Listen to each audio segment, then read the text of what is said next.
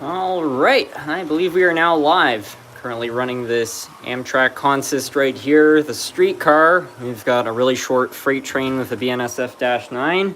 I've also got the Centennial out here hauling a few cars. This thing keeps stopping. This was a engine which was actually picked out of a dumpster with a few others. There's an identical one. I thought this thing had problems, but I was like messing around with it the other day and it seemed to start up. But maybe it still has some electrical gremlins. I don't really know. It is a Bachmann. Anyway, hopefully some people will join in here soon. In the meantime, we'll see if we can get this guy going again. Oh, yeah. Probably just needs more voltage, to be honest.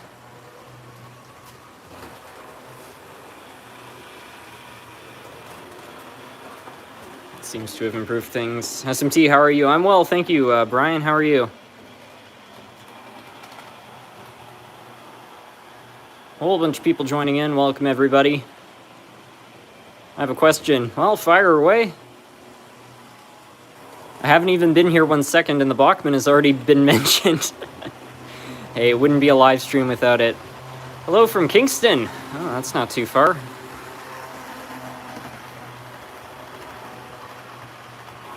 It's been a while, SMT. I've missed these live streams a lot. I just ordered an AMT Exo Montreal F59 PHI.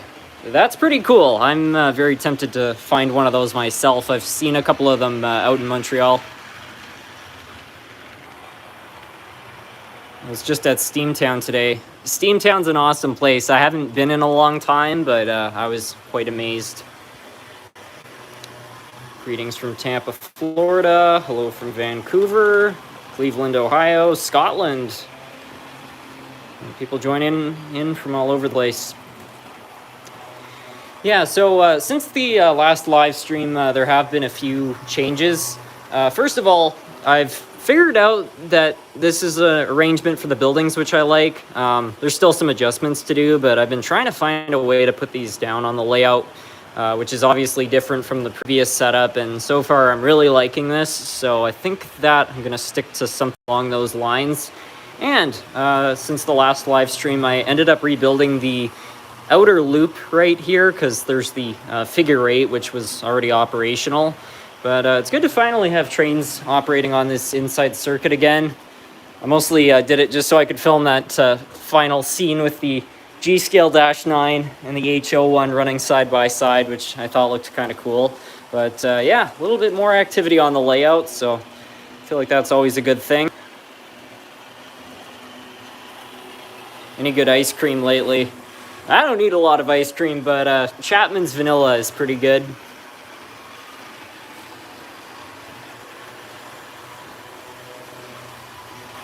I think the Dash 8 is the largest diesel in the collection.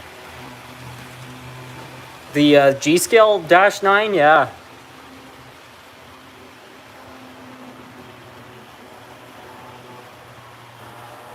You should get the smoke unit on the G-Scale -9 working now.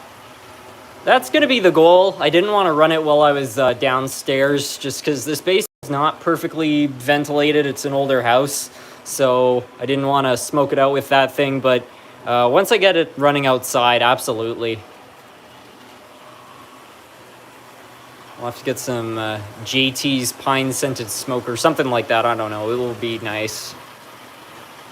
Anything from the Seashore Trolley Museum?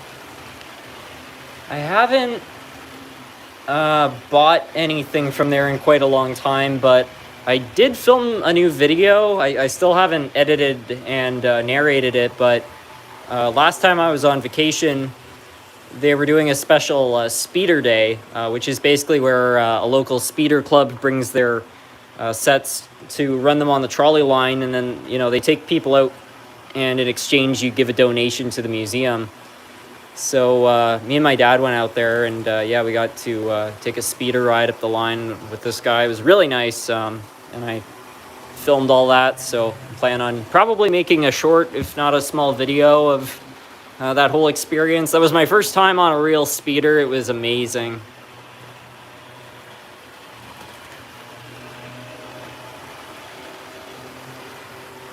Do you think you'll ever get an HO scale model of Canadian National 3254? I'm not sure, to be honest. Nerfcat would be very proud of you for keeping his legacy living in a way. I think so.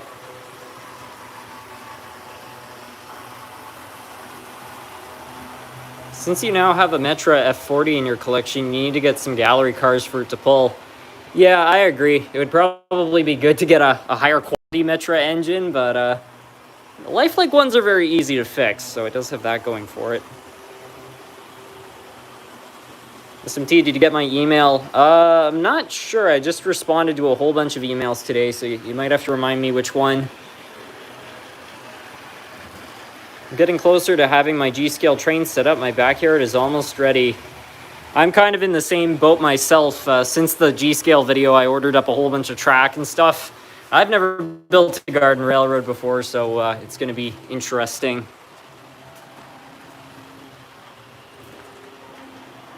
I will buy a Bachmann Super Chief in N scale. It's from 2012. I found it for 120 bucks.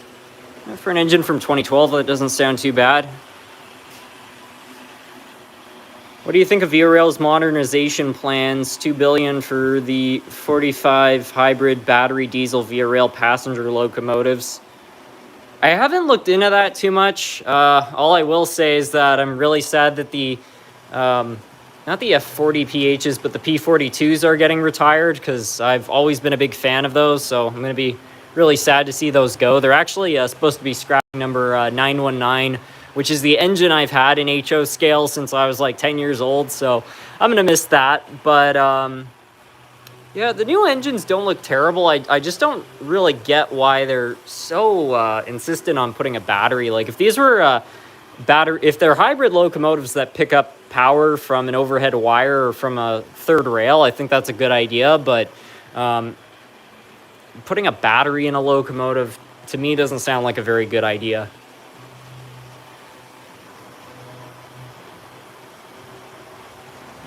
Favorite movie about trains? I think Runaway Train from 1985 would be my top train film. The next one would be Unstoppable, and then after that, I think I'd have to say Tough Guys from 1986. I think the fourth favorite would probably be, well, I don't know, the Polar Express is pretty high up there too. Put the Polar Express, and then I think after that it would be Silver Streak.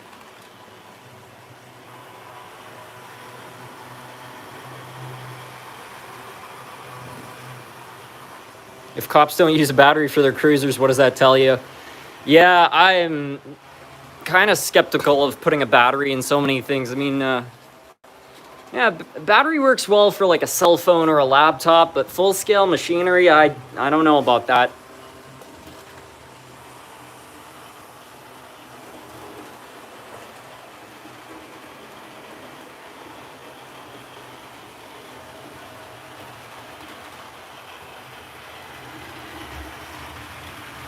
I will buy a Bachmann Super Chief set. It's 120 on Amazon. I want you or somebody's recommendation on what to start with. Well, $120 is not a bad price for a starter set, especially if it's brand new. The Bachmann sets are not the greatest out there, but they're a lot cheaper than some of the other sets. Like, I think if you want to get a Walther set, it will be about $170 American, maybe higher. So, relative to that, it's not too bad. I'm building an HO scale ceiling train around my bedroom. What set would you recommend for a ceiling train? Something simple. I think for a ceiling train, I would probably go with O scale. Maybe HO. I wouldn't go with anything smaller than HO, otherwise you're not really going to be able to see it from that high up.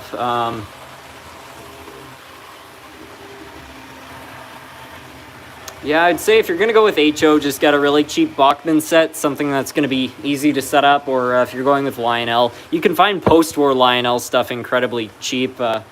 Something that if it somehow falls off, won't cost you a lot to replace. I would also recommend putting plexiglass around the edges just to make sure that hopefully will never happen, but yeah, I wouldn't be running top-of-the-line equipment on the ceiling. I like the HO layout attached to Arthur's bed in the movie Arthur. I don't think I've ever seen that movie.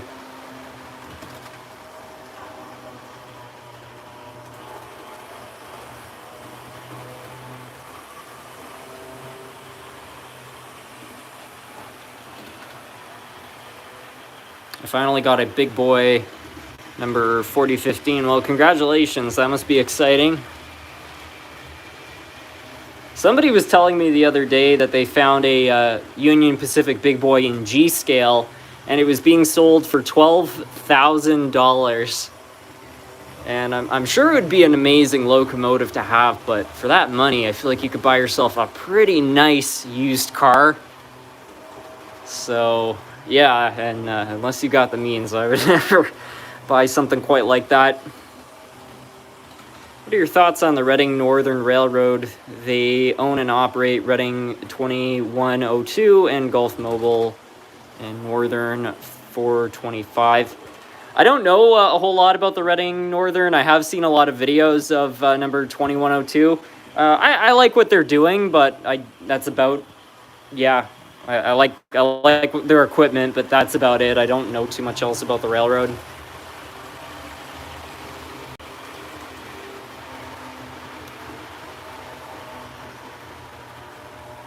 I found my grandpa's HO scale collection in my grandmother's garage. Well, that must be exciting if you can get to dig through that. Funny story, last weekend, I have this friend, Ray, who lives out in Ontario. I won't be too specifically where, but anyway, his family has owned a farm for 70 years or something like that. And there's just like kind of generations of stuff in these barns to the point where he doesn't even know what's in them. So sometimes he'll just go up there and dig around for stuff. And the other day he found some model trains. So I went over there and I had a look, and it was an old Lifelike train set, and then there was also some old S-scale stuff. So that was kind of cool.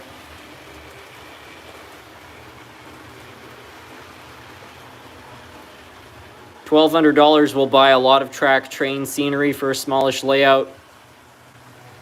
Now, if you're willing to buy stuff used, I imagine $1,200 will get you a pretty deluxe layout.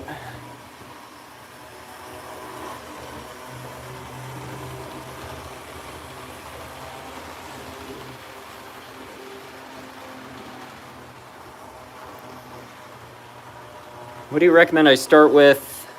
DC and later go to DCC? Which are the best trains for DC or DCC?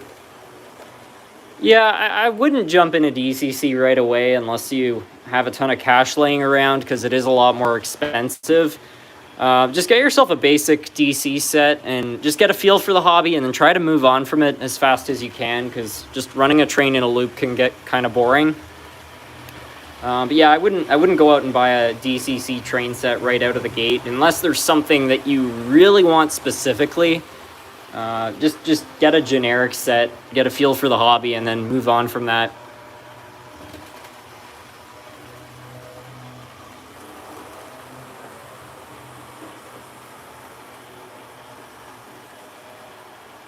I have an Athearn Genesis P40 with DCC and sound, the same paint scheme that you have. It looks cool with the Walthers mainline bud cars. I'd absolutely love Walthers, half of my cars from them.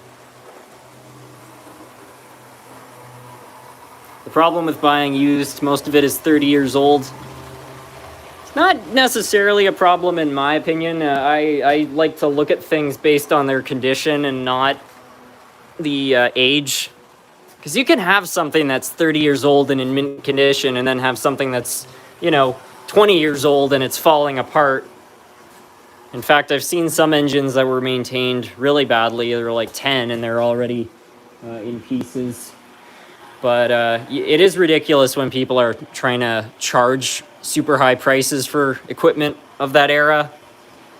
Dig out their old Tyco train set and say, this is a rare collector's item, $200 please. I've bought exclusively used trains for a long time. You know what to look for. There's some amazing deals. That's just it. I've actually seen some of your videos, Red Oak Trains. I saw your video on, I think it was working on a Bachmann Daylight. Anyway, yeah, it really is a good way to save in the hobby if you are willing to work on stuff. I mean, if you don't want to wrench on things, it can be a bit of a nightmare, but to me, it's part of the process. Like, you buy something used and you bring it back to its former glory, and sometimes you can even make improvements, like adding lights and things like that onto it. It's funny, like, there have been times where I've bought an engine specifically for a project. I'm like, I don't know, this will make a fun project, and I'll include it in a video, and then I think when I'm just gonna sell it. I don't need it. And then through the process of fixing it up and making it nice, I kind of get attached to whatever it is I'm working on, because it's like, I don't know, I've kind of put my own mark on it.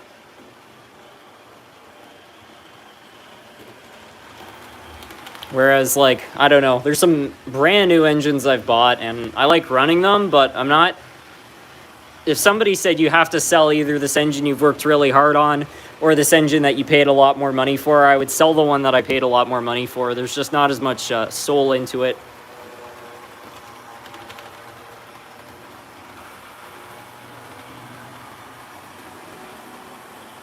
Can DC trains be used with a DCC controller? They can. Most DCC controllers have an option. So on a Bachmann controller, it's option 0. On most other brands, it's 00 instead of typing in the engine.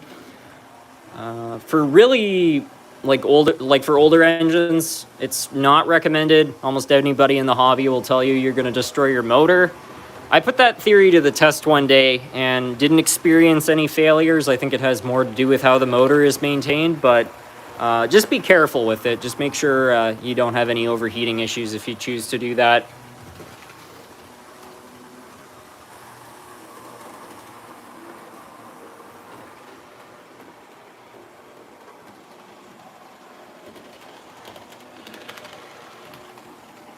I've been out of model trains for a while, but I was one of your first subscribers. I've been here since 200 subs. Well, thank you for sticking around that long.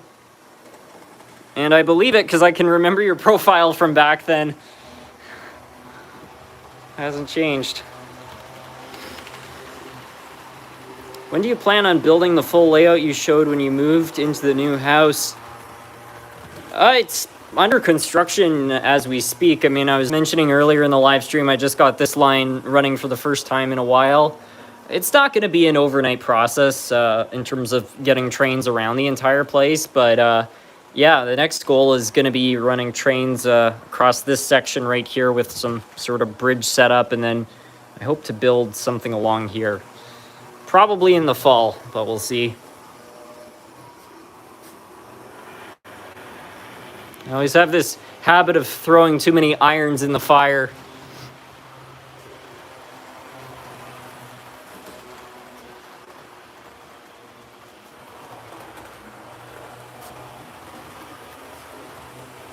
Any thoughts on the new 19th Century 460 that Bachmann announced recently? I haven't seen it, to be honest. I don't know. Modern Bachmann, compared to what they were making in like the 80s and 90s, has improved a great deal. But personally, I always have a little bit of skepticism with their products.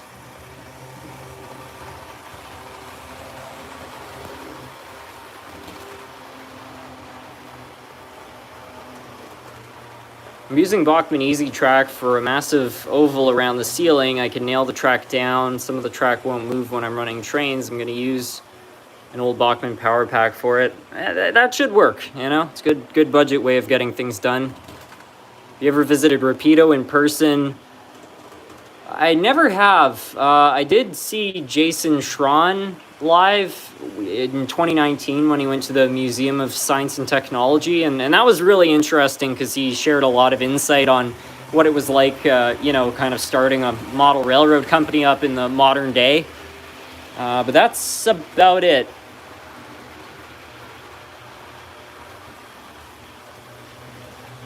I will say customer service at Rapido has been pretty good, though. There was one time when I had first bought an engine, it had some damage, and I think that was due to how it was shipped, not how it was made, because all the parts were there. And I contacted them, and this was back before the channel was big, so I wasn't getting any special treatment. And just without any questions, they just mailed me brand new parts. Didn't ask for pictures to prove there was damage or anything like that. They were just like, here you go. So that was impressive.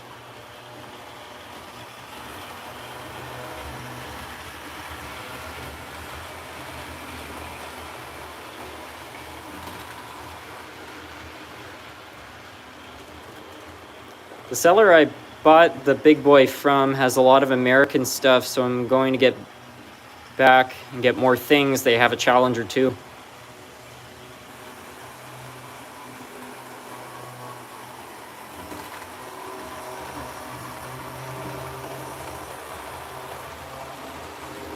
SMT, I went to Chattanooga for the MNRA convention. I saw a lot of new things from Broadway Limited. Sounds like fun.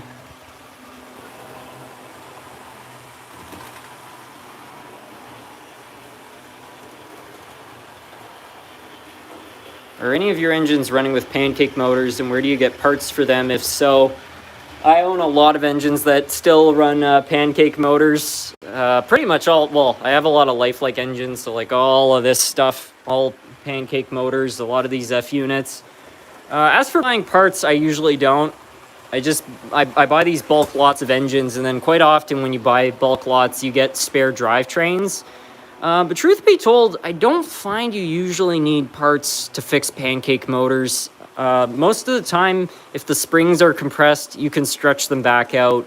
The brushes, it's very rare you see them completely worn down. I find 9 times out of 10, if you just open it up, clean all the dust and hair and old grease out of it, throw fresh oil in it, it will just run. If you're really pressed for parts, I would suggest getting a parts unit. Just try to find a similar brand. Sometimes they're cross-compatible, or you can sometimes even use slot car parts because the motors in them are identical to what they use in slot cars. A lot of them were made by the same company, so yeah, that's always an option if you want to hunt for parts.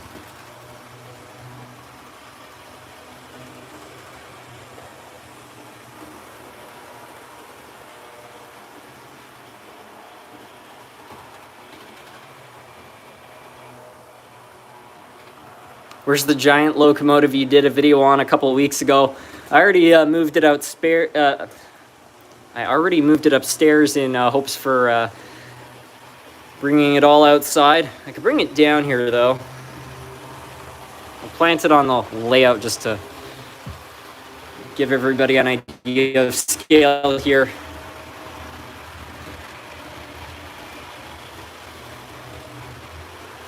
My friend is allegedly going to give me a Tyco set soon. I know he's lying, but it's funny playing along. I mean, you never know.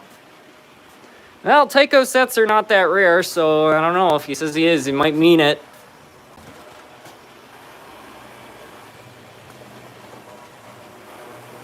I like that. Allegedly going to give me a Tyco set. Of all the things for somebody to lie about, that's a new one. Godzilla engine for the layout. Yes, I will make it so. Hold on a minute.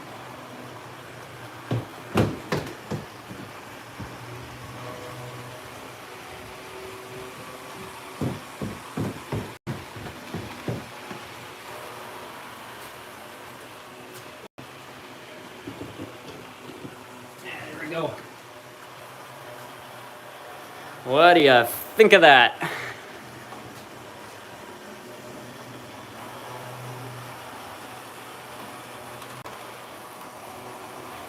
It's funny, like, when I was a kid, if I owned this thing, I would have just had a conniption. I would have been like, it's real, this is crazy, because I've always been a big fan of these Dash 9s, but even at 25, I still see this thing, and I still get that same kind of feeling. I'm like, this is so cool.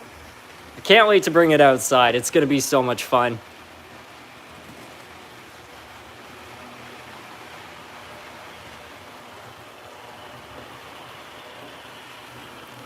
I'd like for people to join in the live stream with no context.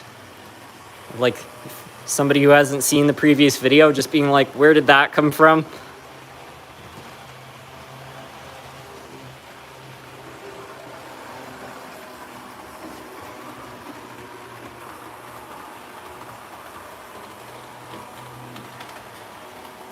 I feel old now. I'm 51.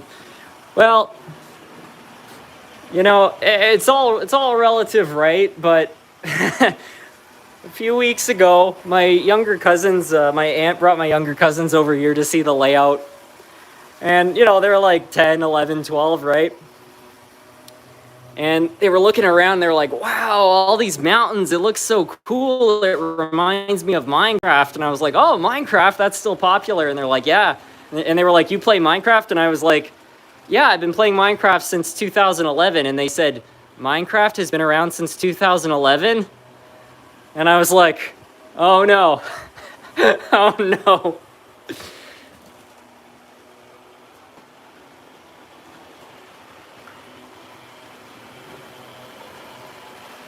51 is still young. Well, you know, some people live to like 115. So if you think about it that way, it's middle age.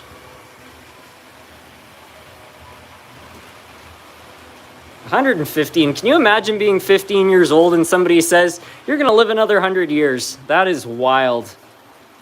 I once had a subscriber contact me, and he said, how did I'm trying not to screw this up because it was one of those tongue twister complicated things, but my great granddad gave my grandson a model train as a gift. He's 91. And so this guy, who is a granddad himself, still has his great granddad around. And so I did the math, and it's like every single one of them must have had a kid like the second they turned 18. Just wild. But yeah, I can't even imagine what it would be like being a grandchild and still having your like great granddad giving you a model train as a gift.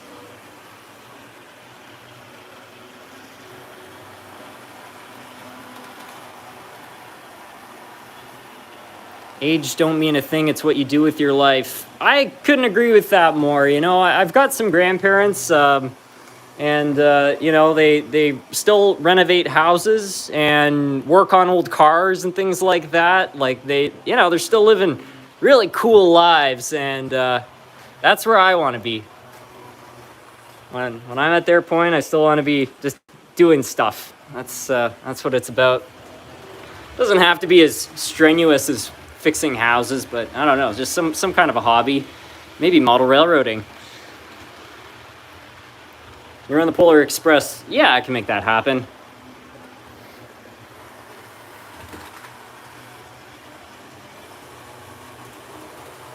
Hey Harrison, I discovered a new locomotive type, the Union Pacific DD35B and the DD35A. Unfortunately, no surviving examples remain.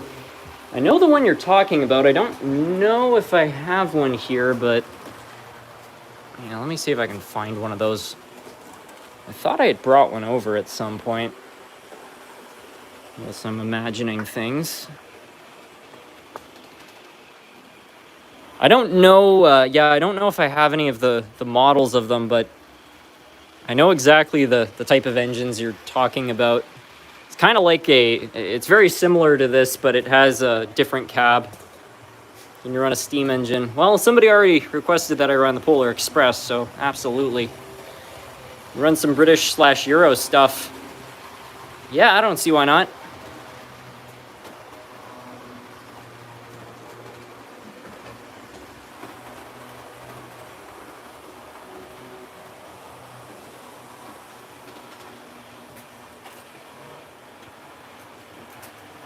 Wonder if this thing will have the jam to haul this freight train.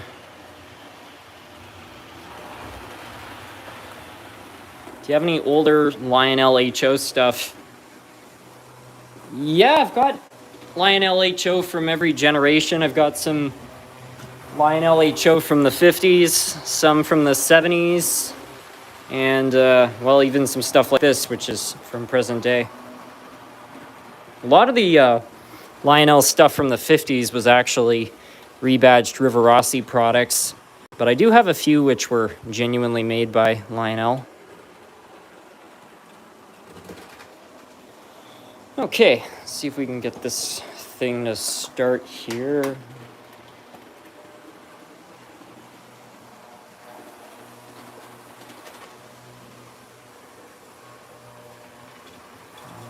Perfect. Is the large-scale engine Aristocraft or USA Trains? It's an Aristocraft. Hey Harrison, can I get your opinion on something? Yeah, absolutely.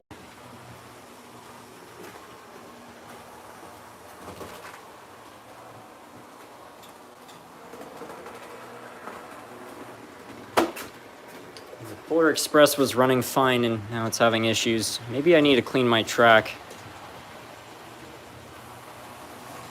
Locomotive stalled. Yeah, I don't know.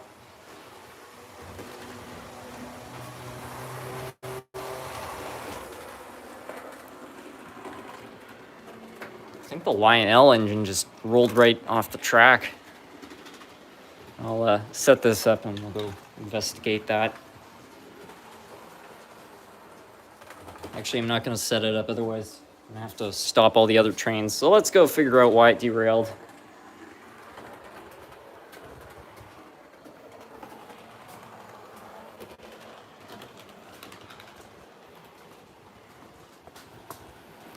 Wow.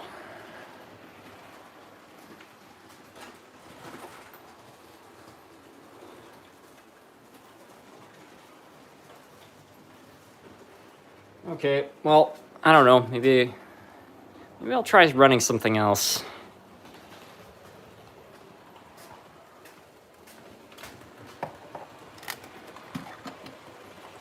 I think you should, yeah. When I was a kid, I used to pretend that this thing was the Polar Express.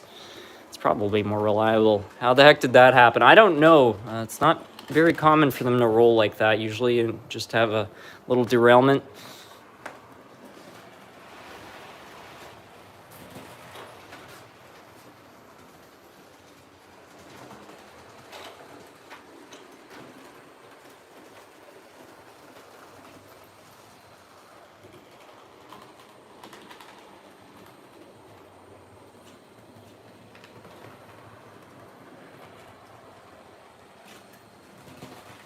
Okay, that looks good.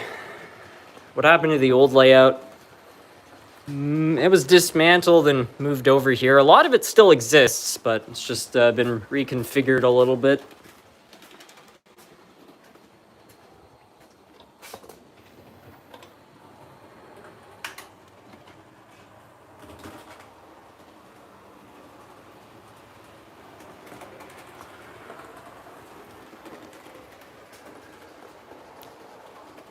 Do you have the Conrail quality SD70 Mac? I want to say I do have one of those. Give me a second, I'll have a look for it.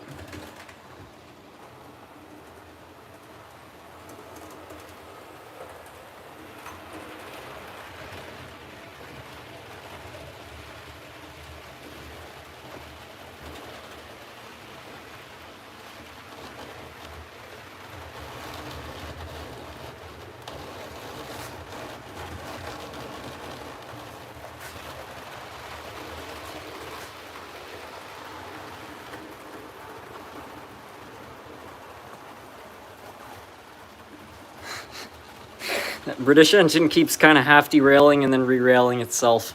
Hopefully it remains on the track. Yeah, SMT yesterday I had a friend that was referring to, he sent me 2 photos of the proof. It was 2 cropped images of a 1991 Chattanooga set. I don't know.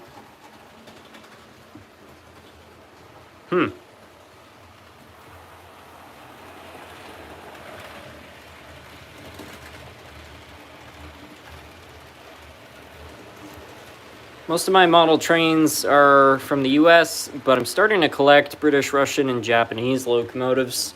I'm kind of in the same boat, and I think the majority of my collection would be American, followed by Canadian, but the British portion of the collection in recent years has actually grown quite a bit. Speaking of which, this seems to have stalled. British diesel's not moving.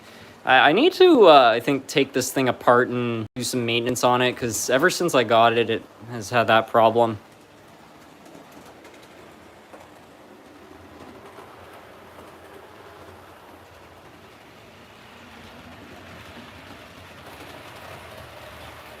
Imagine how the Appalachian railroading must have been in the 1940s. You can't blast holes through mountains to reduce the grade like you can in the Rockies. Just straight 4 to 5% grades. Yeah, it must have been very intense. I don't envy any of the guys that had to blast through the Rockies too. What a terrible time it must have been. Ugh. Outside Railroad Fund donation. Thank you very much, Jersey Bill.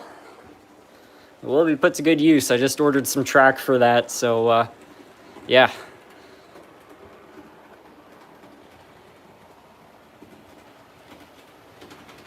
How are the Unstoppable locomotives? I haven't run them in a while, but I think they're fine. I'm just gonna go run under the table, see if I can get that British engine going again.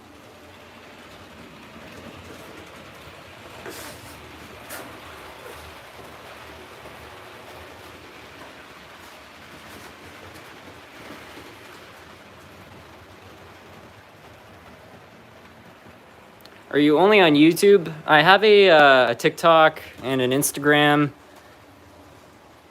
and an email account, and that's pretty much it. Have you ever heard of the Hornby Flying Scotsman?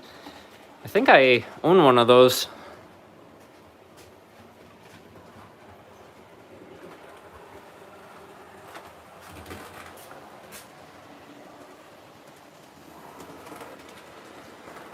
I'm looking for a locomotive to run on my HO scale layout. What's a good locomotive that runs well and is cheap, like an HO scale version of a Lionel Scout? I'm a pretty big fan of the Walthers Trainline GP15s. I find you can sometimes find those for about 80 bucks, and in my experience, they're good pullers and they are quite reliable. As for buying used, I would go with an old Athearn Blue Box, an old Atlas engine, used Kato engine if you're willing to spend a little bit more.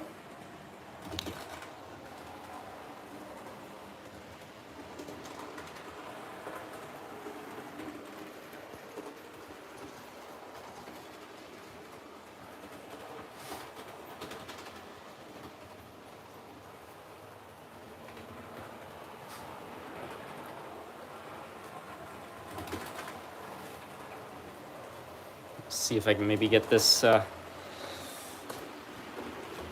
going here. Darth Santa Fe, welcome. How is the layout coming together?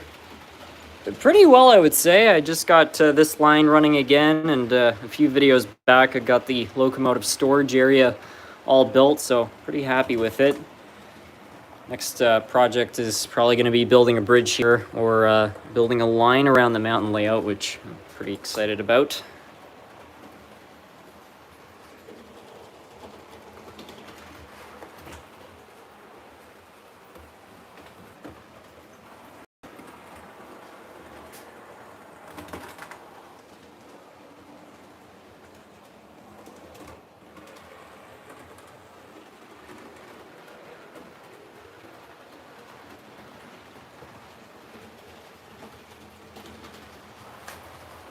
Okay, I managed to hook the tension style coupler to the knuckle coupler. See how long that holds.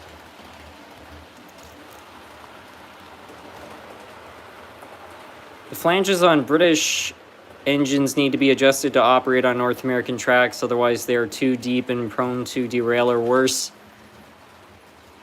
Yeah, that can happen. I have had to adjust the wheels on a few pieces of British stock. Generally, it's not an issue just because I use Pico switches, which are British themselves. They seem to work fine with both North American and European stock, which is what I like about them.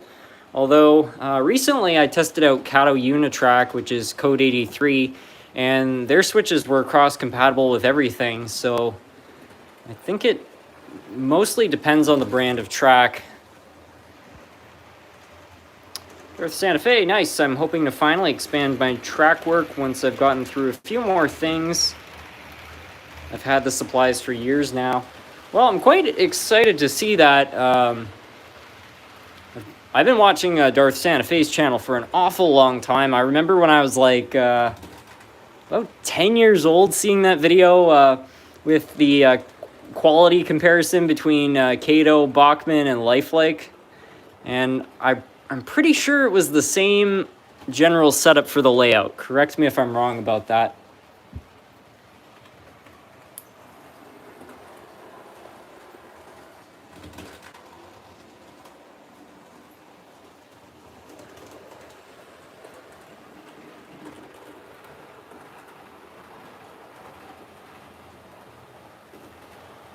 SMT, is it a good idea for me to build an HO scale layout in my basement that's always cold and full of humidity, condensation?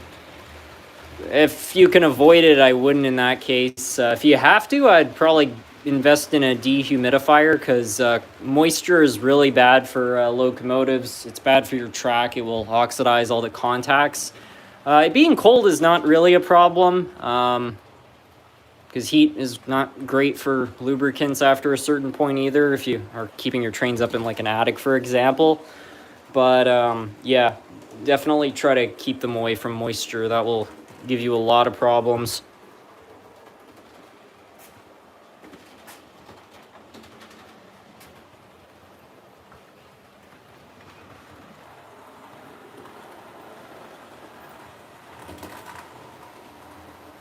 I buy damp RID buckets and keep silica gel packets everywhere in my basement. Yeah, that's an idea.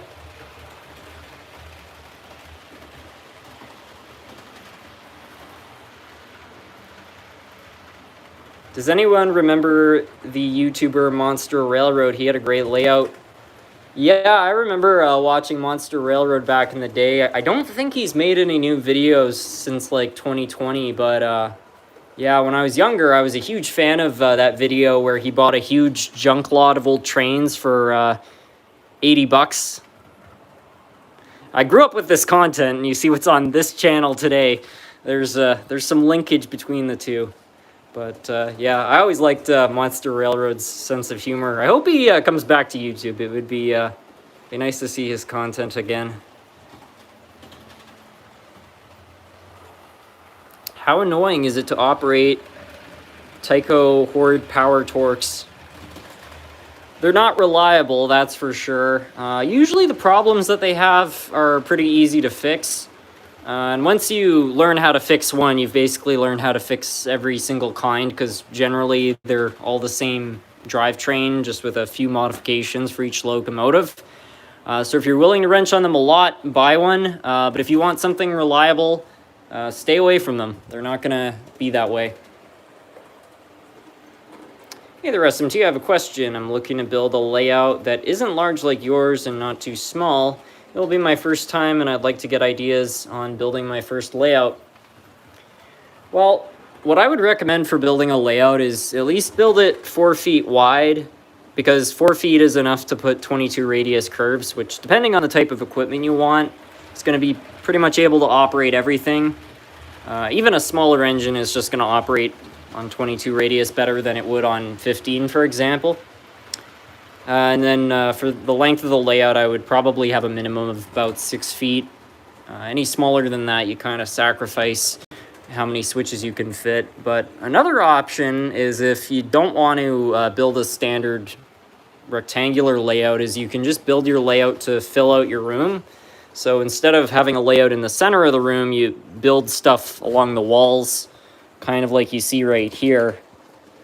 And then you can have wider radius curves without sacrificing space. So if I were you, I would figure out how much room you have to work with, and then just try to maximize as much of that as you can. The more space, the better, obviously, but I do understand that everything has its limitations. And Darth Santa Fe says, I found the Tyco Power Torques to be hit and miss. Some of them run amazing, some of them are bad enough to not even be worth fixing. If you go back a few years, the Mantua Tyco MU2 drives are, and I think there's another part to that comment, super reliable and cost about the same. Yeah, absolutely. I've seen some Tyco Mantua MU2s that have not been well maintained. They're full of carpet fiber and they have old lubricant. Definitely were run really hard, and they're still dishing it out. The Power Torques, I've never had too much luck with them. I mean, it's remarkable that, you know, these throwaway engines are still running like 50 years later. They definitely were not made to last this long, but, you know, it's like the amount of times where I'll be running one in a live stream and it will do something funny is pretty often.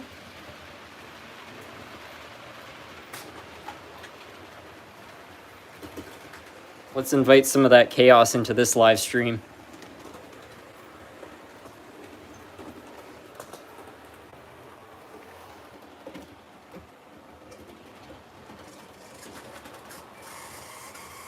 Oh no, and it's wired backwards.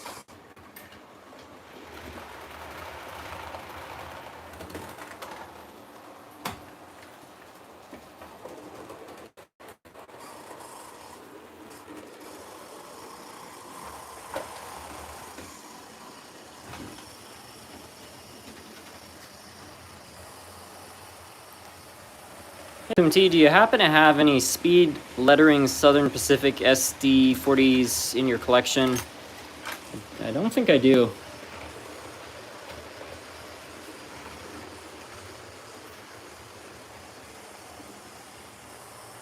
Hey Harrison, I have a question. Which track do you think will be the best to run on my bedroom floor? I would probably go with Kato Unitrack, if you can afford it. Bachmann Easy Track will work. It wouldn't be my first choice, but it will get the job done. All I would recommend is just don't run it. If your room has carpet flooring, put something under the track, even if you have roadbed track, just so if something derails and the engine's still running, it's not gonna pull up carpet fibers.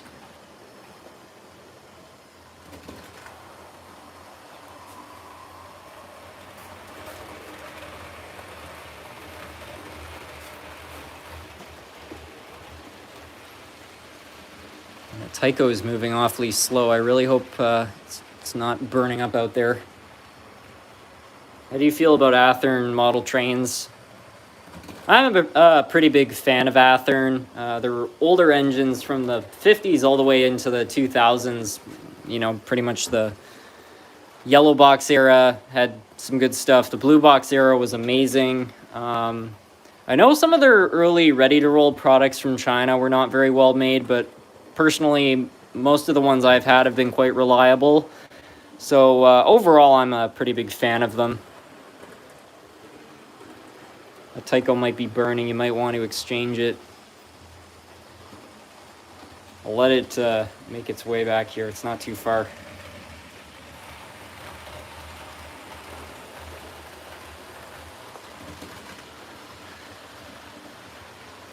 Yeah, it looks like the silver streak going around that corner, huh?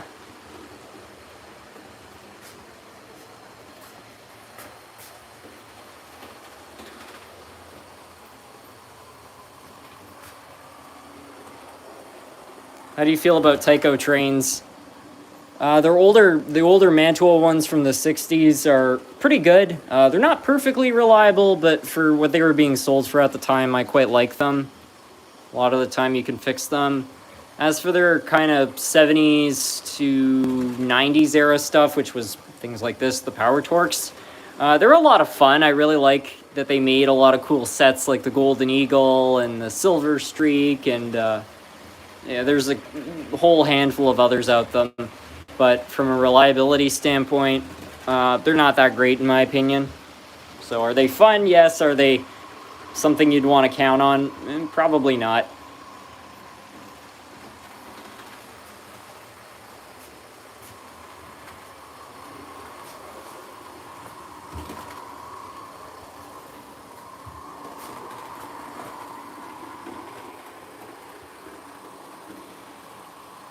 Looks like the Silver Streak is not streaking so fast. Yeah, I better stop this thing. Although I think if it was going to burn up, it probably would have already happened.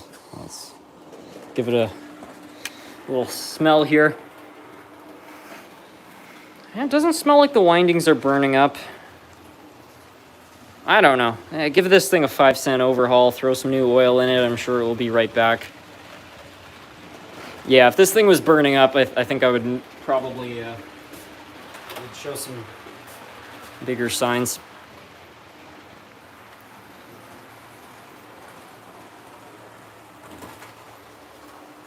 What are your thoughts on rear truck drivetrains?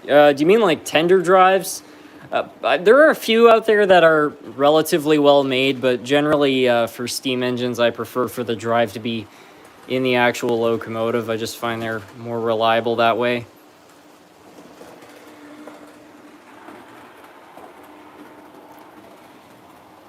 The first model train I ever got my hands on was a gift from my mom's work, and it was an O-scale 3-rail Lionel 284 with a 5-car freight train and a caboose.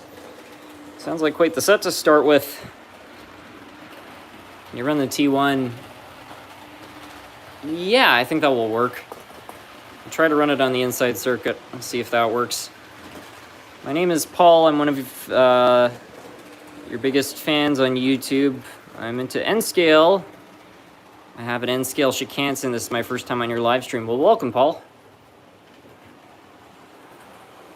Hey, SMT, do you have the Texas Special?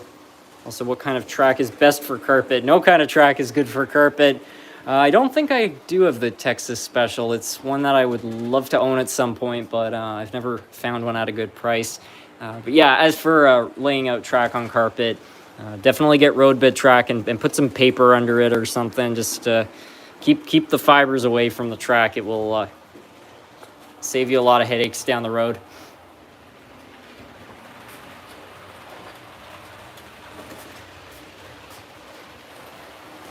Ever been to Iowa before? I can't say I have. The closest I've ever been would be about Michigan.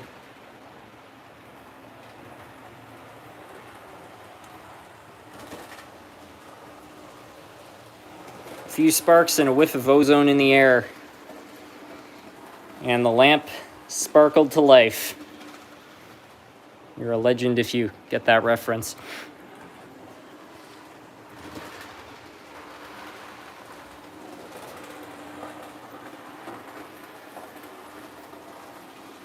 What are your thoughts about restoring your abandoned bridge?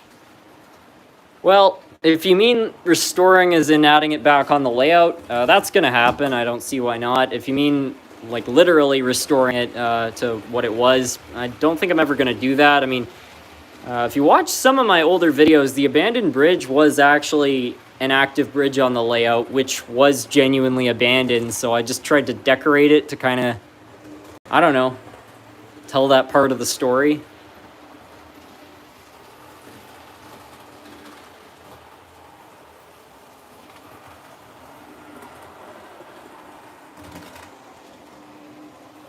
I've been hearing a lot about people who have had O-gauge Polar Express Lion Chief. Every single engine have broken down after a year.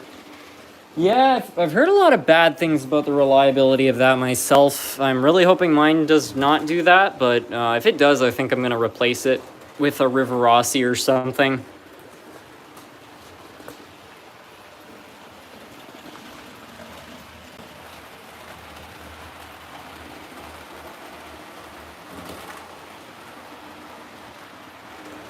If you use paper towel, the fibers from the paper towel will get stuck in the track.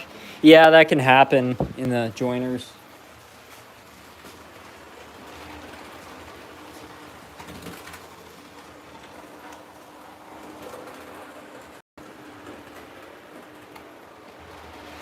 I think the worst thing anybody could ever use on their track, though, is steel wool. That stuff is really bad because the magnet in the motor will attract it.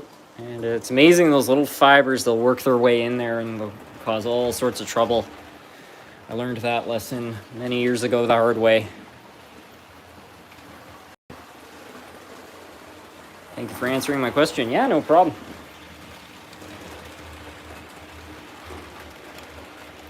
Uh-oh. I accidentally broke the wire off the T1.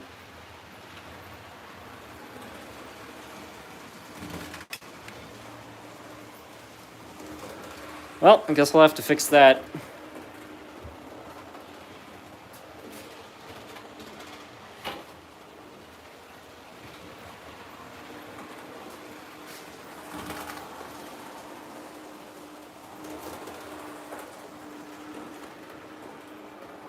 In your opinion, who makes the best new out-of-the-box locomotives? I mean, this is such a politician type answer, but I don't have one favorite. I have a few favorites though. I'm a pretty big fan of Kato, big fan of Atlas. Walthers, I would say, is quite good, especially for the money. I think that, like, for budget engines, they're quite nice. Did I already say Athearn? If I didn't say Athearn, definitely Athearn. Yeah, that's what comes to mind. I don't find that there's really like a super bad brand today. I just think that some of them are a better value for your money than others.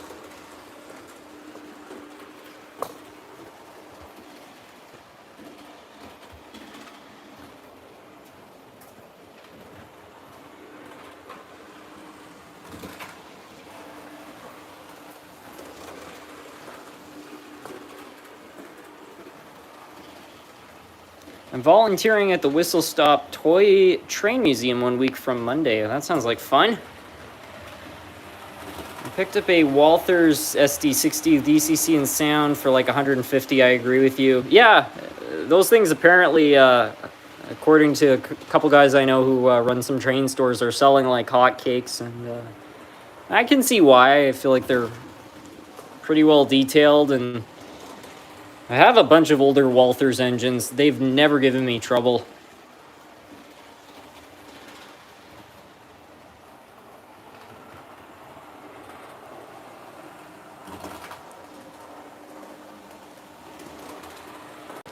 SMT, I'm in the middle of online classes. The amount of times I've mistaken your voice for my teachers is crazy. That's funny. It was really weird. Years ago, there's this guy, and he said, my school has somebody who does like a news program for the school. Like they have a broadcast, but it doesn't actually leave the school. He says, the guy looks exactly like you. And I was like, okay. Anyway, a few days later, he sent me a video, and he did look really similar. It was quite strange. So I guess I got some twin out in Indiana somewhere.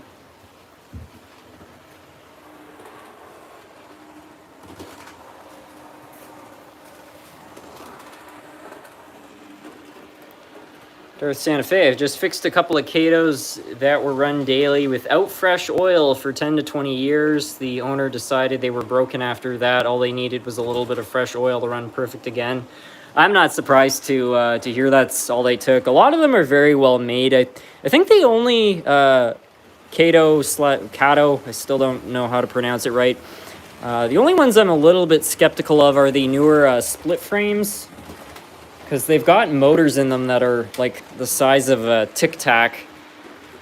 But other than that, like all their diesels, which have a full drivetrain and a skew wound 5-pole motor, those things are tanks. I would be very surprised to see one fail.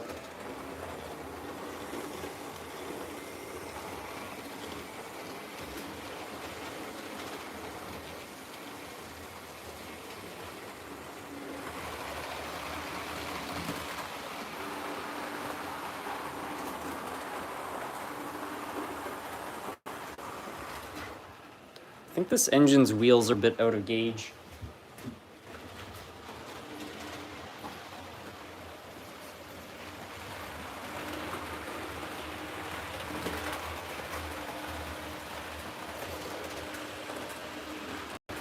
Let's see if I'm right. That one's good. That was good. Good. That was pretty close. Could be adjusted a bit. That was mostly good. Yeah, so I guess I just wasn't putting it on the track well. Womp womp. I've got a question. Do you have a Southern 4501? Can you run it on the layout? I don't think I have that engine. I definitely have some stuff from Southern, but not that specific road number.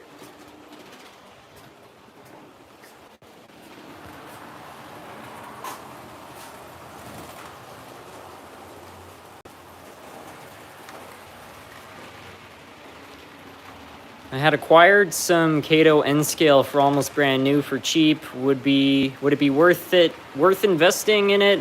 Or should I just sell it off?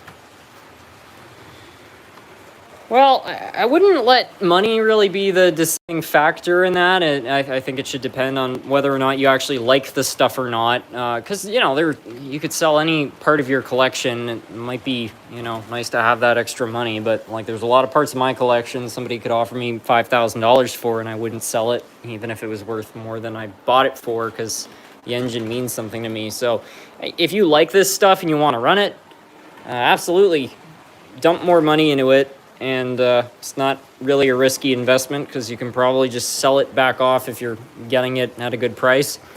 Yeah, if you don't care for these engines and you've got them at a good price, hey, good way to make some quick cash. Sell them and maybe buy some engines that you actually want.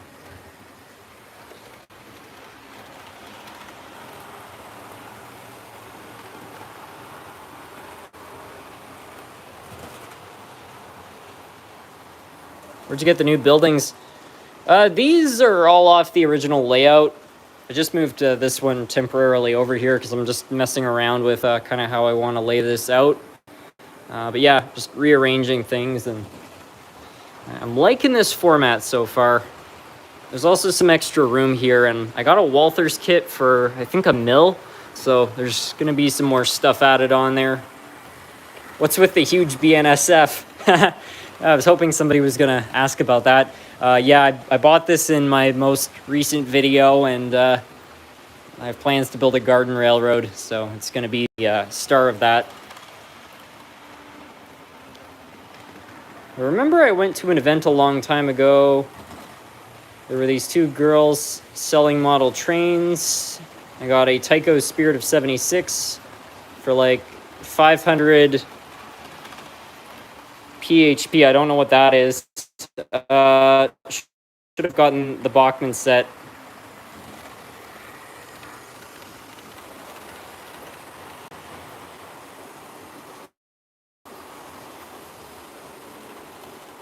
Hello from Colorado. I want the G-scale locomotive. How did you manage to get it around with a 4-foot diameter? I have a G-scale UP38. It only goes around a 5-foot curve. I don't know if it is a 4-foot diameter or not. Maybe it is. I don't know. I had to chamfer away a whole bunch of plastic, like right behind there, to get the trucks to rotate and stuff. I have no idea if it's a good idea to do that. There were some people that were commenting saying, I can mess with stuff, like engine's not meant to turn that tight. So before you go doing that, maybe follow along and see how it goes in my case, but it is possible. PHP is Philippine peso. Oh, okay. I hadn't heard of that currency before.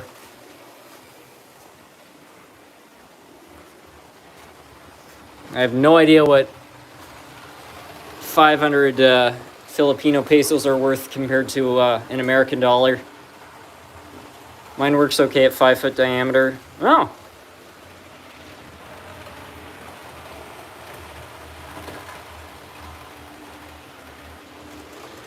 Run the G-scale engine. I would do it. I already took down all the track to run it on.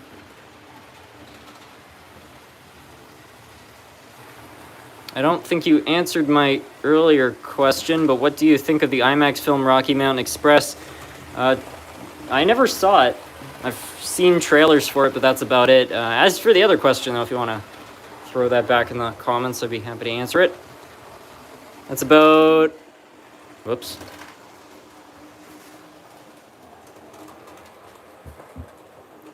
It's about $11.48 in Canadian. Well, it's not too bad for an old Tyco.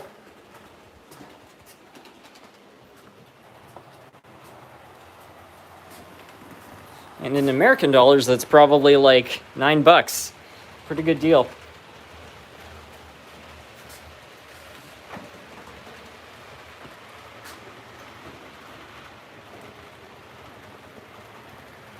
I have a question for you, SMT. All right. It was a Tyco caboose, not the engine. Well, yeah, that is little bit higher for a piece of rolling stock, but yeah, not a complete rip-off. What would be really bad is if somebody bought a caboose for 40 bucks or something. I've heard stories about that kind of stuff happening.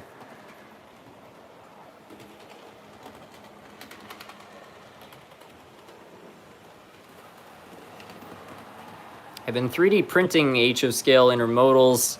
I'll be doing a triple stack on my railroad to make it look like I'm shipping 3 containers for the price of 1. Well, with how things are going in the world, we're probably not too far away from something like that in real life.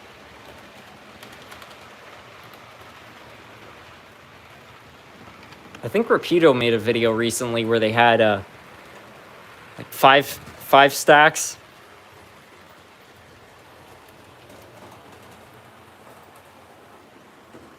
Hey SMT, I've always wanted to make an HO scale layout of the Rocky Mountains on an old pool table. I don't know if it can be done. Yeah, I don't know if a pool table would be wide enough, to be honest with you. The best thing to do would probably be to just lay out some boards on the pool table and just build plywood over top of it. You don't even have to screw it into the table. Just, I don't know, strap it down somehow, and then you can make it wider than the actual width of the table. Because I think most pool tables are, I would guess, 3.5 feet. Somebody in the comments will know.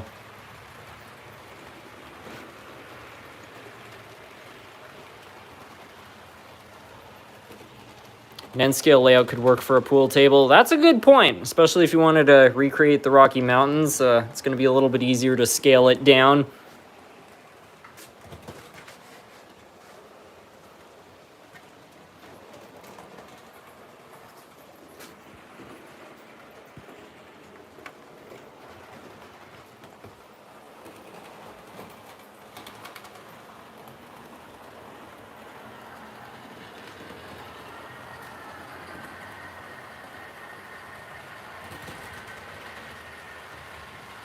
I really dig what you do. Thanks for giving guys like me something cool to watch. I'm starting my own 4x16 HO scale layout in the next week. I can't wait.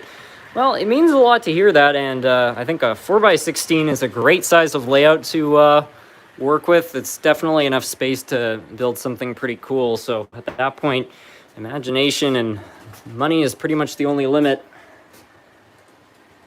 I forgot this engine doesn't like to start on DC power.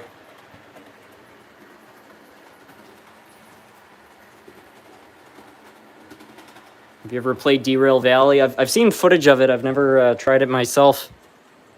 The only train simulators I've ever played are Microsoft Train Simulator, Trains with a Z, and Railworks, which I think is just called Train Simulator now.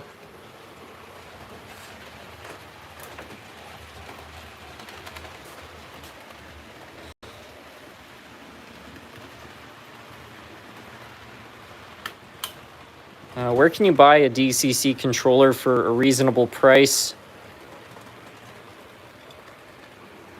I don't know specifically, to be honest. If you're willing to buy used, you could probably get a DCS51, because it's now kind of older technology, which will still work. I imagine you could probably buy one of these things used for maybe just a little under like $100.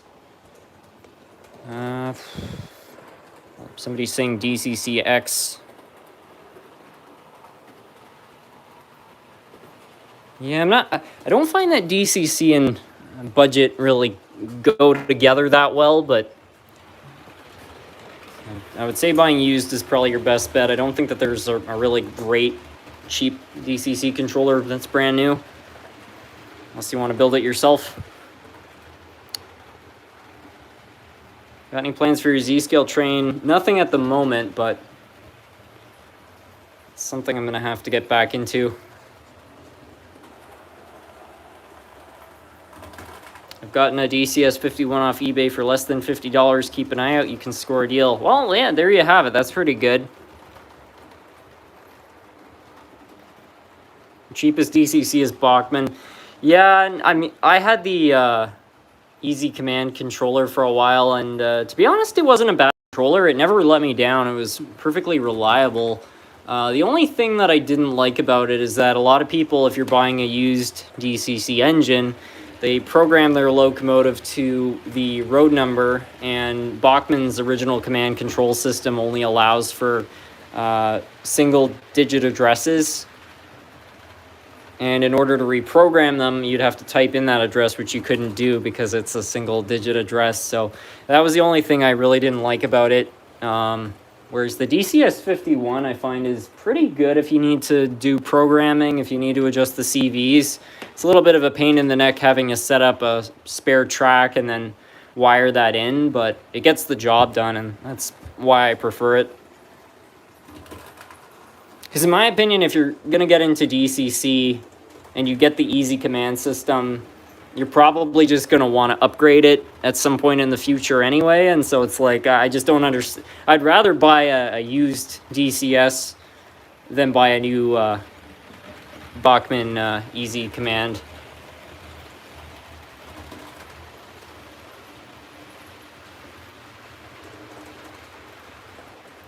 SMT, one of my engines has a burning smell and sparks. Any idea on how to fix that?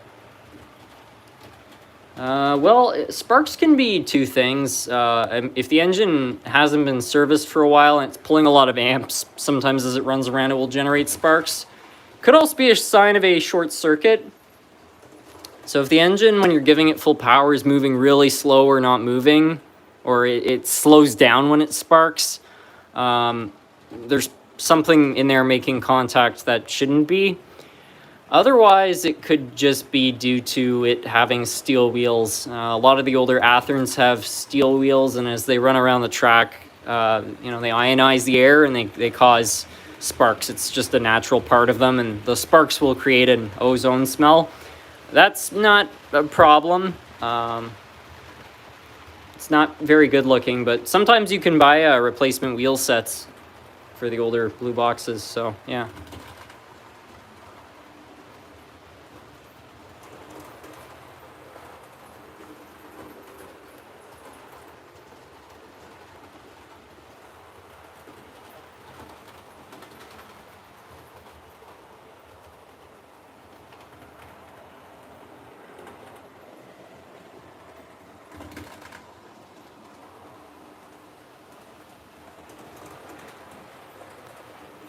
What's your favorite HO scale DCC locomotive that you own?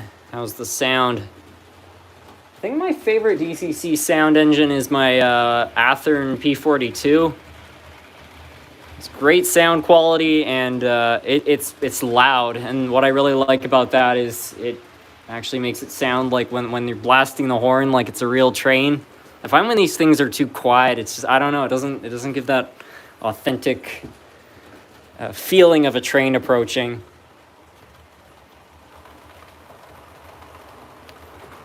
Somebody said that they were using dielectric grease to prevent the sparking issue. If it works for you, that's great. I mean, I don't argue with results. The only thing is that dielectric grease is not conductive. It's counterconductive. It was supposed to be used for insulating the electrodes on spark plugs. So you're supposed to put that around the glass, and then the boot fits on. A lot of older mechanics in here probably already know that. Adding dielectric grease to electrical contacts, it will prevent oxidization, but it can actually inhibit the flow of electricity. So just be careful how you use it.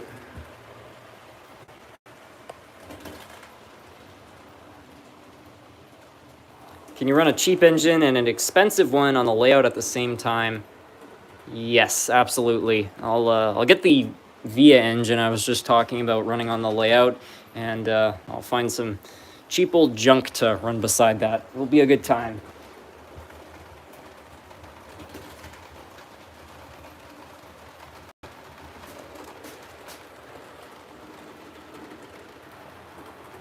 What do you think about Proto 2000?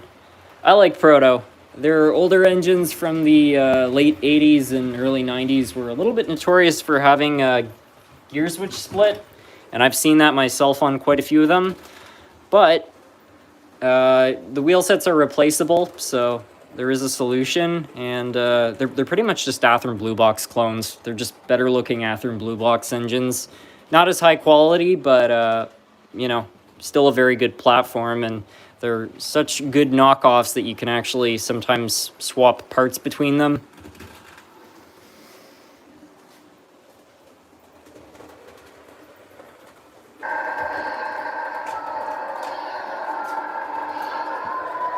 All right, so if I switch this over to DCC here. Isn't that awesome?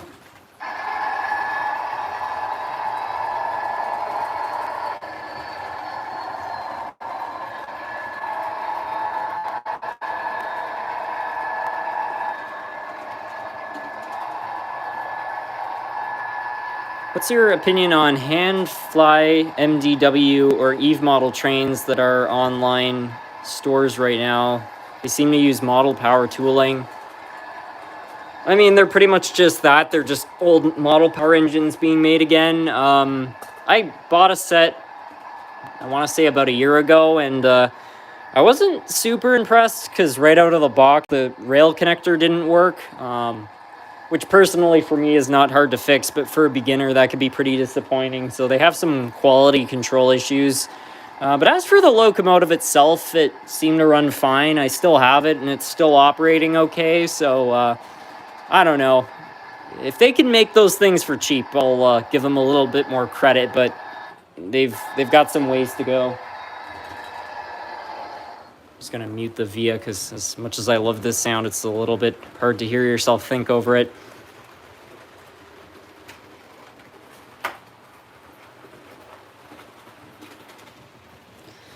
All right, let me go dig an engine out of the garbage to run here.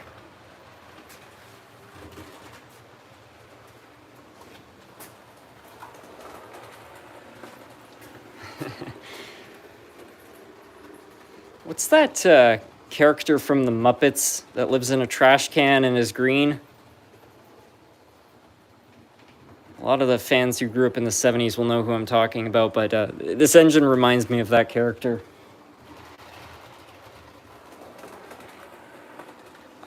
Oscar, yeah, that's the one.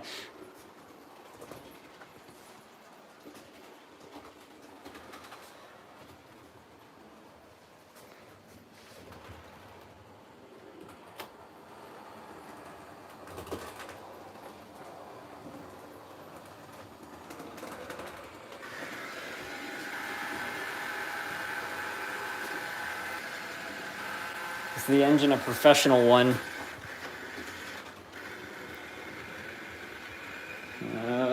Hold on a moment.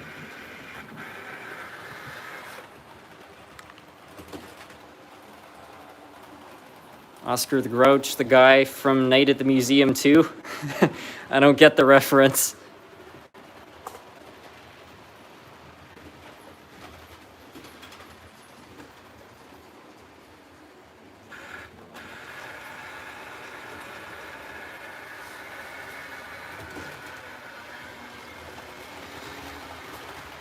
Okay, yeah, so here's the Junker engine running alongside the Via.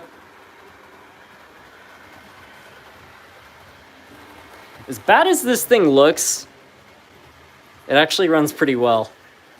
I mean, I had to do a lot to get it to this state, but still. It's 50 plus years old and wasn't meant to last this long. It's still dishing it out.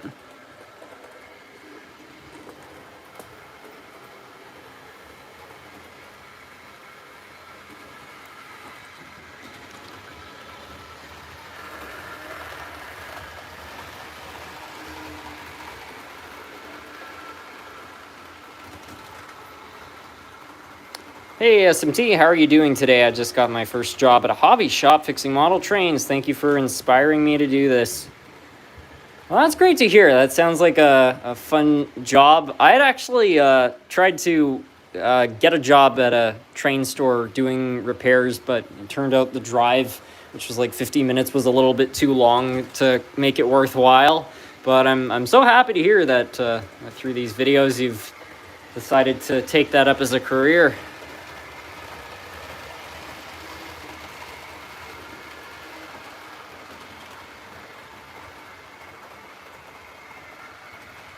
Harrison, how many engines do you have now, and do you like Bachmann or Athearn Blue Box better? Is this a trick question?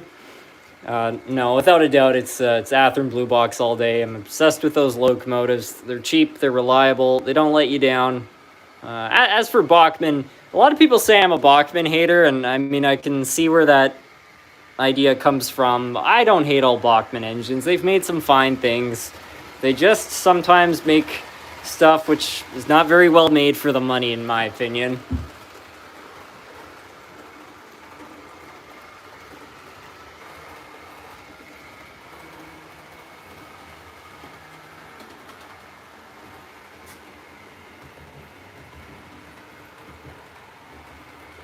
I was offered a job at a hobby store. Instead, I got a job as a plumber / janitor at a hospital. Well, it must be much more brutal work, but mad respect. You know, not everybody's willing to do that kind of thing, and we wouldn't be so healthy if no one was.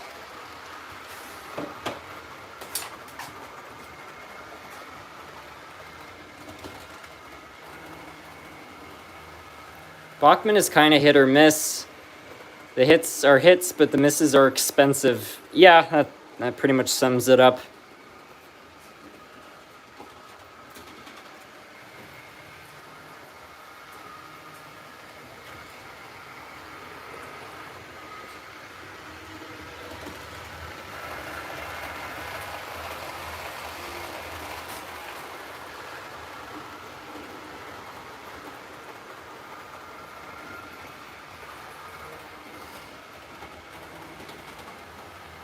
Bachmann is not what professionals use.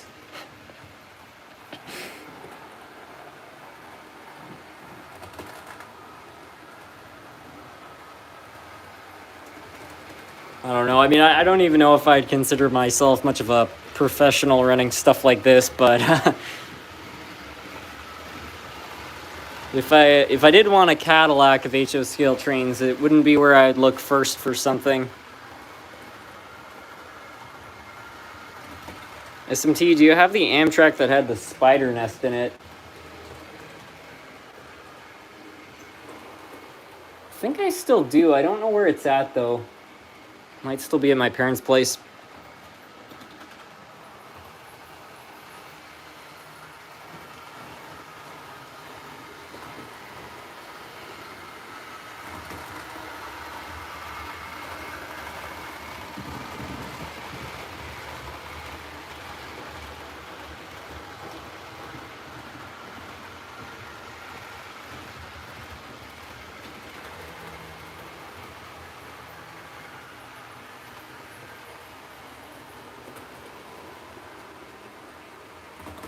I stay away from Bachmann. I mean, I can only hate on Bachmann so much because one of the biggest parts of this channel is fixing model trains, and because of that, you know, they pretty much keep the lights on, so.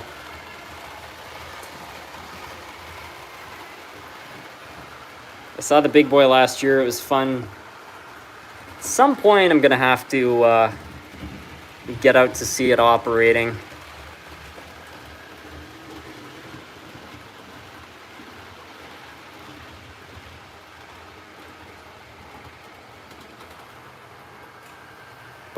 Bachmann is very expensive for what you're getting when it comes to quality. Yeah, I tend to agree. I've had some good Bachmann engines. My DDA 40 has been very reliable, but I don't know. I've had a few bad ones too.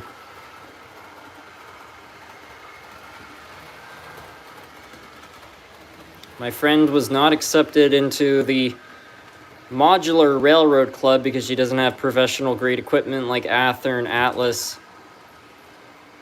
I mean, personally, I don't like that kind of mentality of excluding people based on their equipment because, you know, not everybody has enough money to buy the nice stuff. You know, it's like buying this expensive equipment is not really a skill. And I feel like that probably, you know, kind of gatekeeps the hobby from a lot of people who would really enjoy being in it. But I do understand why some clubs have some rules, like not having plastic wheels on your track, because that can actually cause trouble. Although I have to say, for top-of-the-line equipment, the crappy Lifelike engine seems to be running a little bit better than my Athearn. I don't know what this thing is doing. What is that? Oh, no.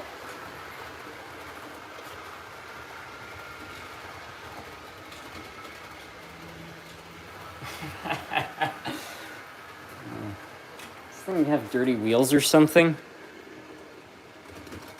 They don't look that bad. Sometimes DCC engines need a decoder reset. They just start acting a little funny.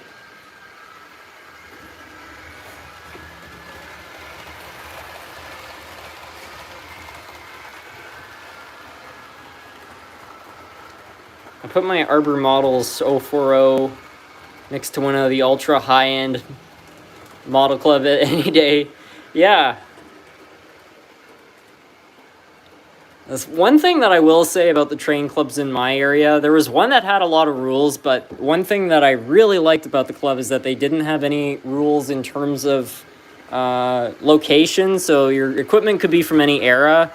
They didn't have any rules about location. So there were guys running stuff from Europe and all that jazz on a Canadian layout, which I liked. And the other thing is that it wasn't really due to cost. They did have standards about traction tires and things like that, but at least for equipment, they were pretty easygoing.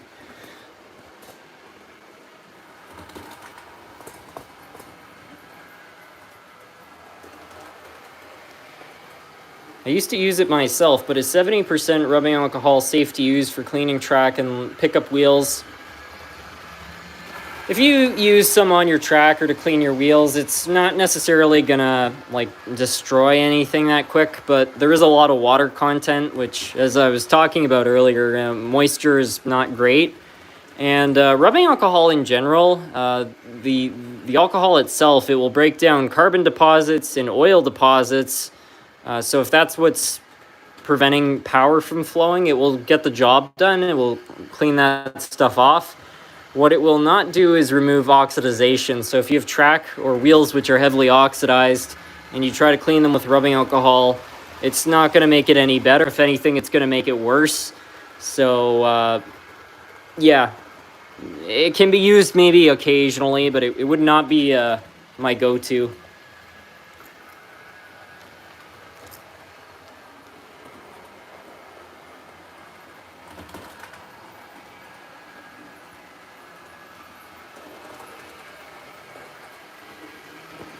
Fun fact, Thomas and Friends show actually used models.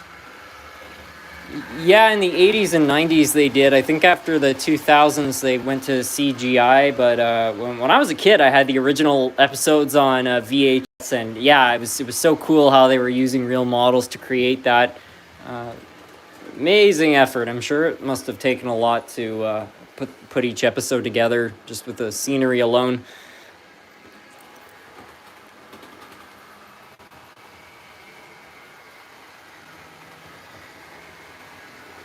I meant to say don't use it. Yeah, that's fair. SMT, if you got a 3D printer, what would you make? I remember you saying you'd love to have HO model of all your family's cars. An SLA resin printer would be great for a job like that. I actually already have a 3D printer. It's a Cruelty K1. I've only used it so far to make some necessary parts and details. I really just need to learn how to design parts better and then start making more things.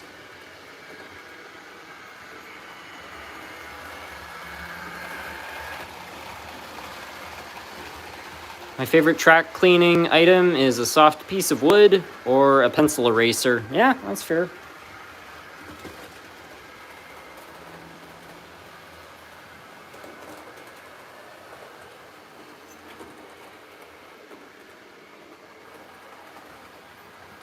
And find some steam engine to haul this set on the inside circuit.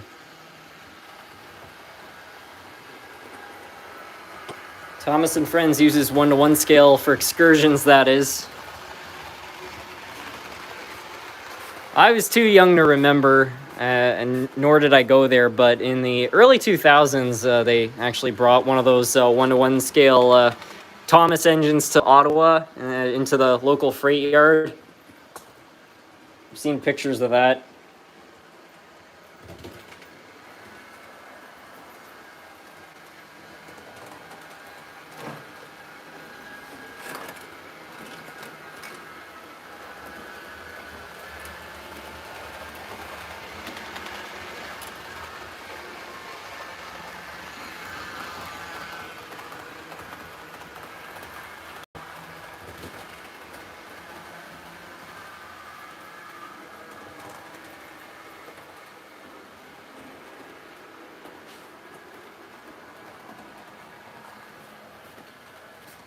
Thank you so much for the super chat, Carson. Let me just read that in a second here. Yeah, so the super chat says, hello from the former southwest corner of the state. Did you know the Grand Canyon Railroad? Last, how do I wire rear tender lights between a locomotive and tender on a 2882? So to answer your question, the Grand Canyon Railroad, I feel like that name has been mentioned here before. I can't think of what their actual operation is off the top of my head. Maybe if I saw some pictures, I would recognize it. But to answer your question on how to wire rear lights between a locomotive and tender, if your engine is DCC, the decoder is probably already in the tender, so there should be a couple wires you can just splice into and add your light on. If it's not, like if it's a DC engine, and assuming the engine picks up power from an opposite rail than the tender, you just need to run one wire back to the engine, ground that to something, and then connect the other wire to the ground on the tender, and then you can get an operating light. If you want to make it directional, just add a diode. So yeah, thank you so much for the super chat though.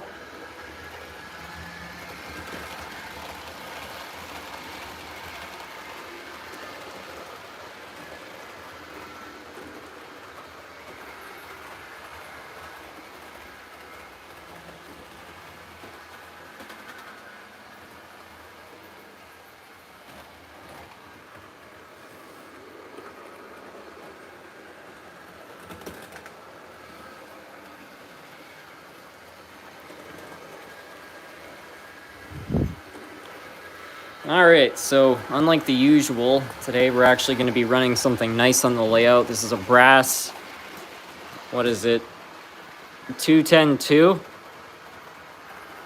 And I think this thing is equipped with sound and all that jazz. It's probably one of the nicest engines I own. Anyway, let's see if it will haul these cars.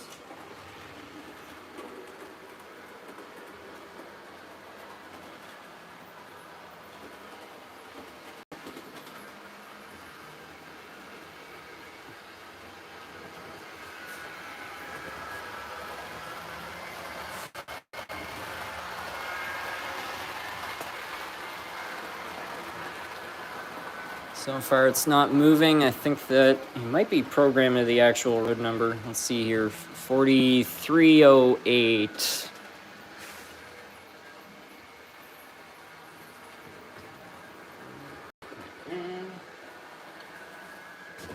All right, yeah, look at that.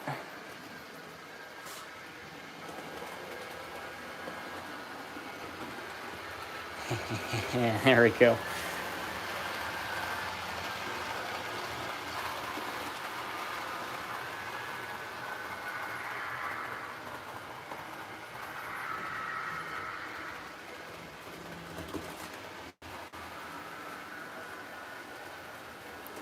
Question, when will the next O-Scale video come out?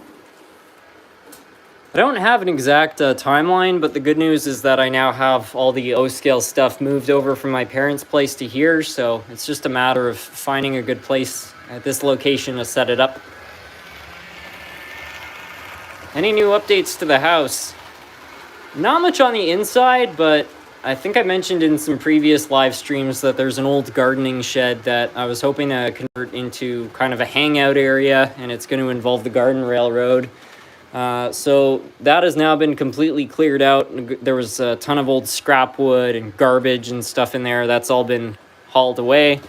And I got some stone delivered, so I'm going to be able to flatten it all out. I did some painting in there.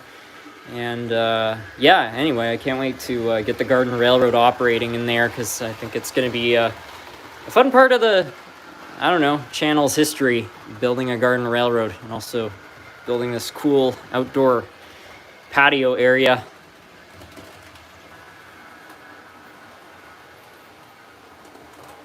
I'm also pretty jazzed because my dad got a new barbecue, and so I got his old Vermont castings.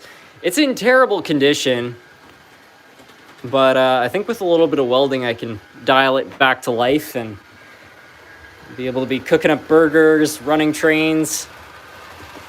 There's a fire pit. It's gonna be a lot of fun, I think. And David says, if you have a question, just ask. Yeah, absolutely.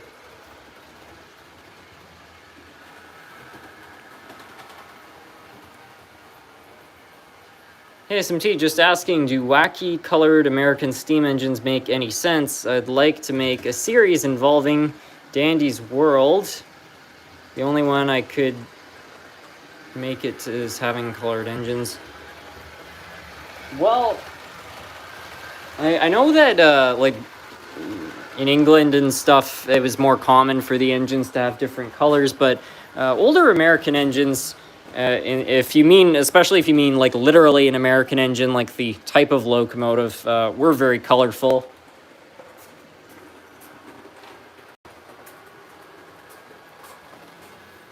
Here's a American type steam engine, and it's all in blue. And I've seen others that had red and gold and stuff like that. So if the question is how do I realistically add some colorful locomotives to something, this would probably be your answer.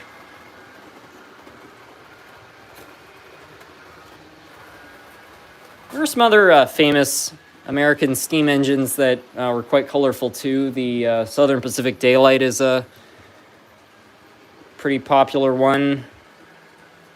Of course, there's also the 4449 with the American Freedom Train paint scheme.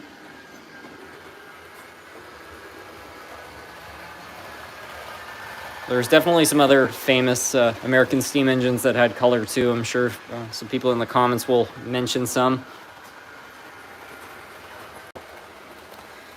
Yeah, SMT, I've been into the hobby for a few years, and I decided it's time to make a permanent layout. My theme is going to be countryside. Do you have any recommendations? Nothing too specific. Countryside's a good choice in my opinion, because buildings can get kind of expensive, whereas if you're just building general scenery, you can do that on the cheap, so that's kind of an advantage. Say if you can, try to break up the scenes, like if you're building the countryside and you're using like a loop track, try to figure out a way to the track with a mountain or something in some places, just so that it's not like a train going in a circle. In my opinion, if you have to use a loop of track, it's great if the train disappears and reappears. It really gives the sensation of more happening, because just watching something going in a circle, I don't know. So it's a bit of a merry-go-round. I prefer it when it's like the train winds and disappears, reappears. It adds some, what would you call it? Anticipation?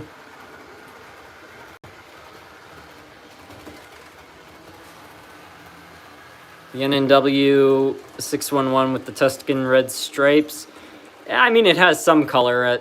It's not really what I would have in mind, but yeah, I guess it could be one.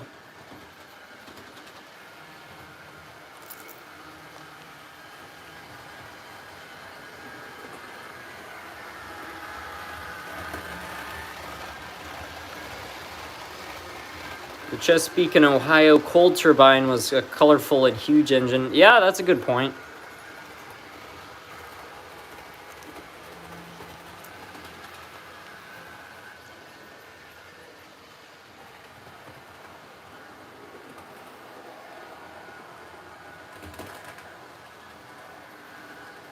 Is that a golden steam engine in the corner of the screen? Yeah, a couple of years ago, someone sent me this. It's O scale, but it's 2-rail, so it runs on DC power just like an HO engine. It's not one of those 3-rail units. Very unusual piece. I had never seen anything until I took it out of the box quite like it, but yeah, this engine was kind of famous because I didn't have the right O-scale track to run it. But what I discovered is that the distance between the two rails on my layout is actually O-scale right here, and so I was able to run it up and down part of my HO layout. Yeah, it's a brass engine, as David pointed out. It's not made of real gold. If this was made of real gold, I probably wouldn't just have it out here on a shelf. Otherwise, I think that would be pretty foolish. Somebody could just come along and probably make off with, I don't know, at today's gold price, $50,000 worth.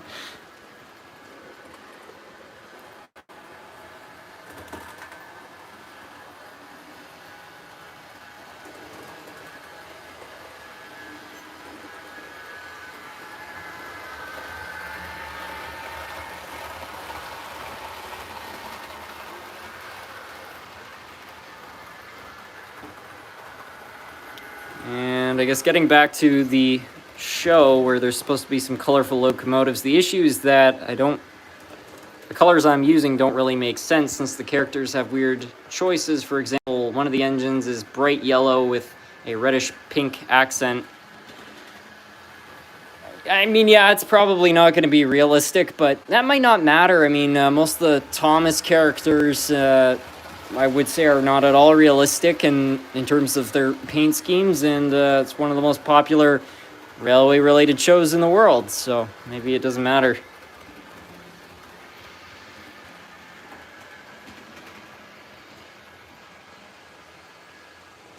My first train set in the 70s burnt up in our house fire. It was a figure 8 on a full sheet of plywood. I have several collector trains now and an antique set. I'm sorry to hear about your first set. But, yeah, I'm glad you got back into the hobby. That's good to hear. Do you still have that tea kettle steam engine that does wheelies? Yes, I do.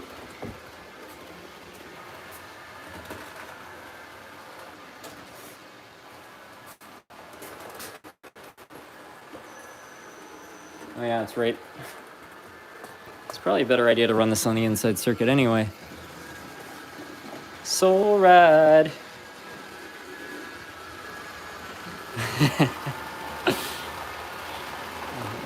It's about to get hit by the other lifelike engine. Uh-oh. How is this possible?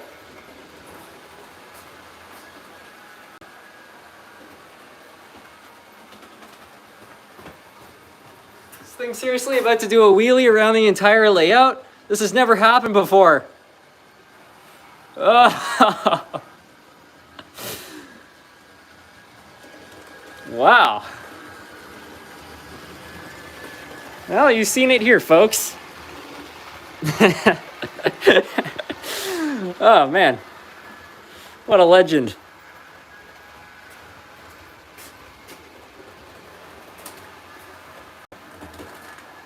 SMT, this deserves to be a short.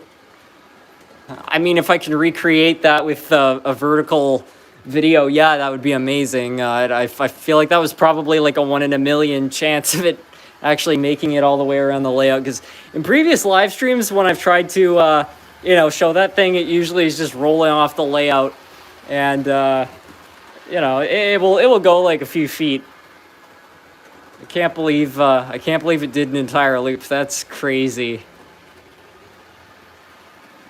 What I need to do is index the position that I have the controller at, and then maybe I can recreate this. I have no idea if this works. Oh, it does.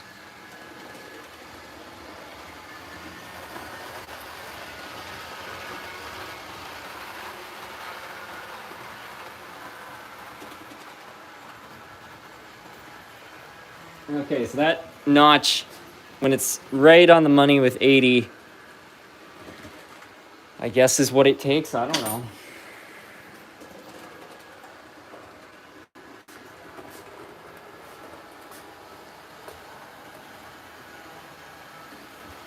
All of this is in your basement? Yeah. I've also got this other room in the basement to expand things in the future. Does the Yellowstone still work? I think it does. When the brass engine gets back around here, I could try to run it. Colby's Project Bin, welcome. 306 grams of gold is $50,000. I'd have to weigh that engine to see if my guess was right. I don't know, what is 306 grams in pounds?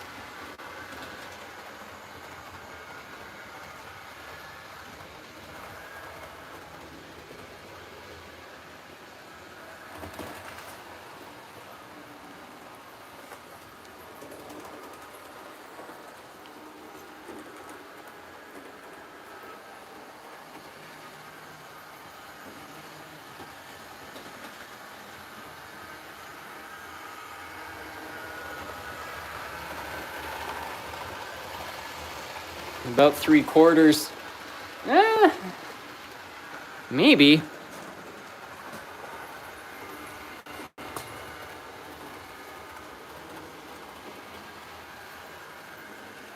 How's the upstairs floor going? It's coming along. Got part of the floor painted, and what else has happened up there? I don't know. It's working. I'm really impressed by, well, I probably shouldn't say this, otherwise I'm going to have problems, but so far a lot of the appliances which have come with the house so far have been working pretty well too, which I'm quite impressed by. A lot of them hadn't been used in, you know, pretty much 2 years, and just dialed right back to life.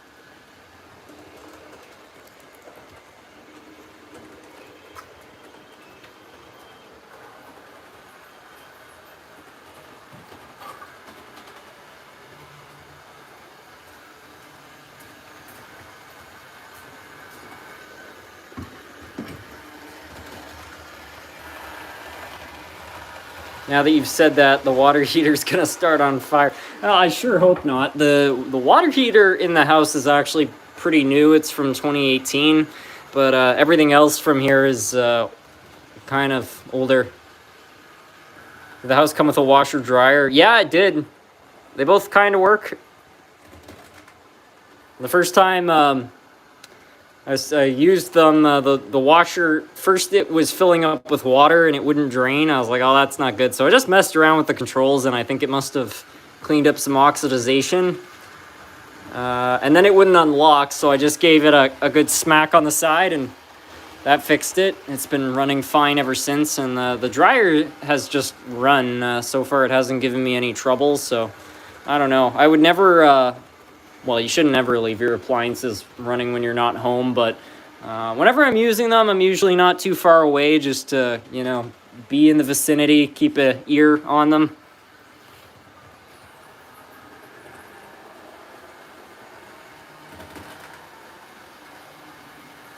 I mean, it looks like, I don't know, early 2000s, maybe late 90s equipment, which from all the people I know who work on appliances, they say like that's the best era. So, yeah, I'm going to try to hold on to those if I can.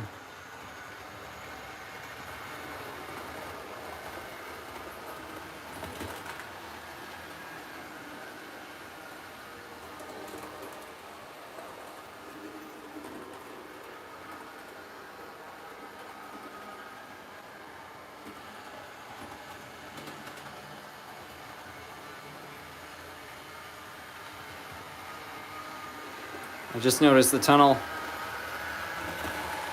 The old stuff will probably last longer than the new stuff. Yeah, that would be my guess. Just like Fawn smacking the jukebox for it to work. Yeah, exactly.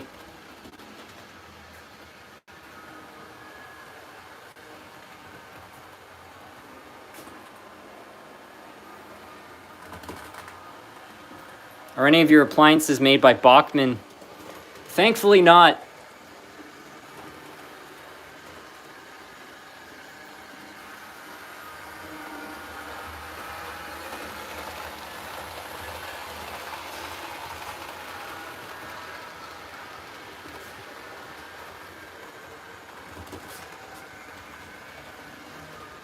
What's happening with the O-scale BNSF over there? Oh, nothing at the moment. A lot of people were just asking about it.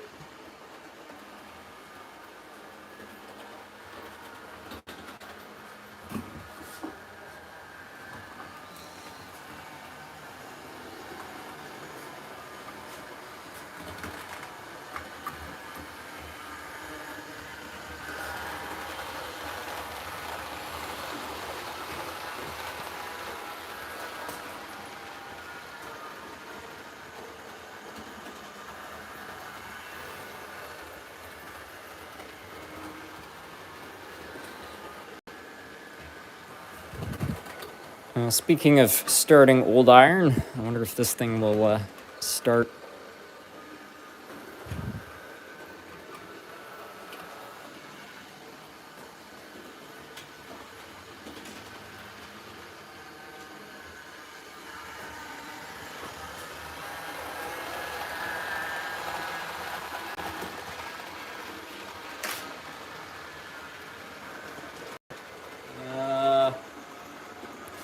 Hello?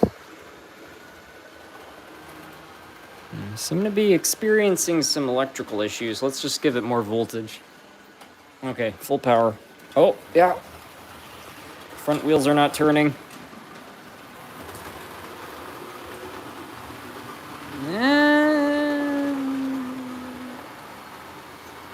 I guess that's fine, sure.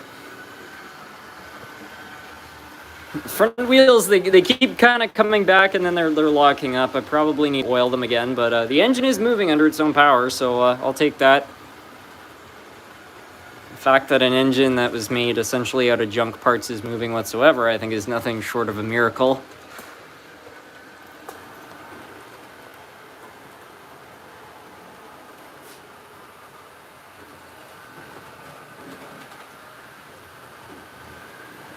Oh, yeah.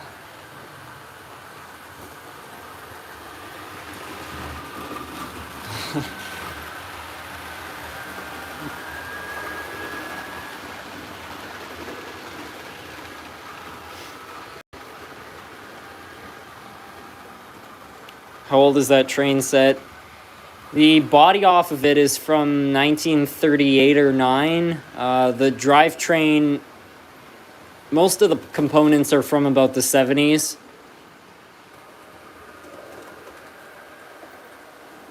But it's all mismatched. Considering Varney charged the equivalent of over $200 for that aluminum Yellowstone boiler, the fact that only a few dozen exist, you got an amazing deal. I didn't realize it was that limited in terms of supply. That's pretty remarkable. I did see one go on eBay, and it was the complete drive, and I think the seller ended up offloading that for about $600 or something.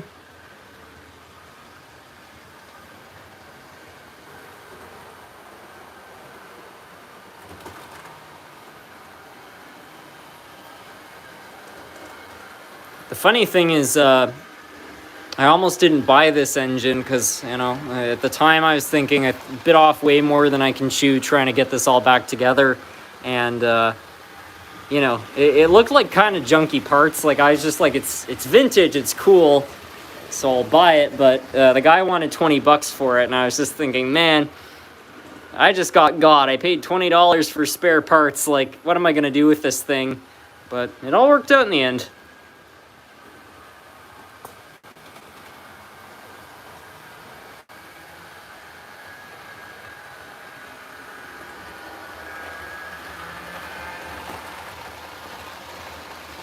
You still have the lemonade train. Oh, the Kool-Aid one? Yeah.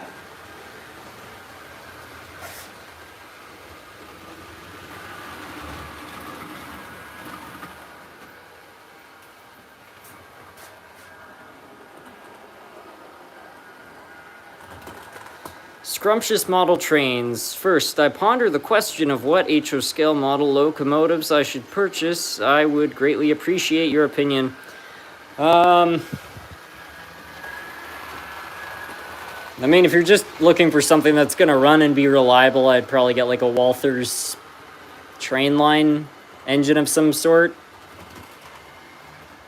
If you're willing to spend a bit more money, maybe get a Kato. Those are a couple good choices.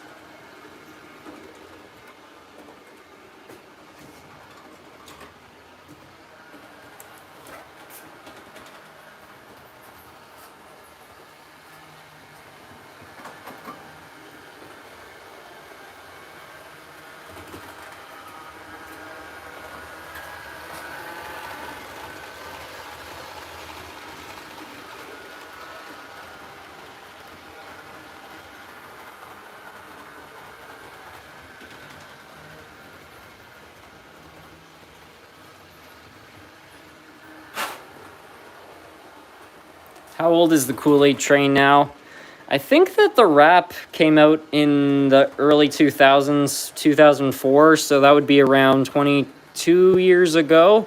As for this model, I got it in 2019, so that's, what, 7 years ago now?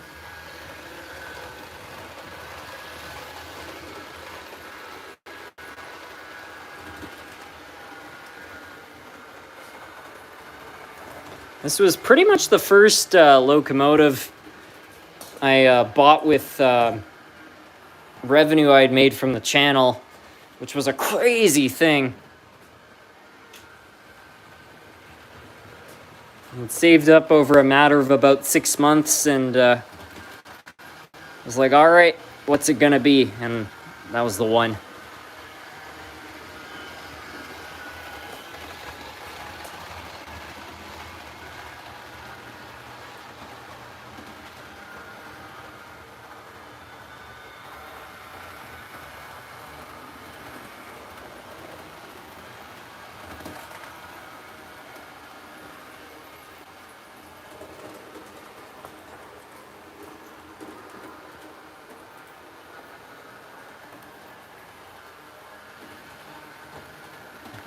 I wish I could run this beside the HO track like I did in that short a couple days ago, but since I don't have the track set up, it's not gonna work.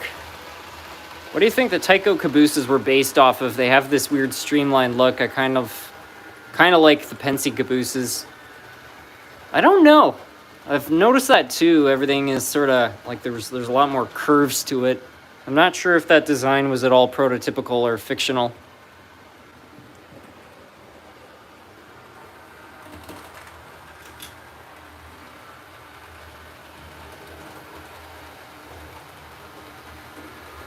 Is the Kool-Aid train Athearn or Bachmann? It's neither. It's a Rapido.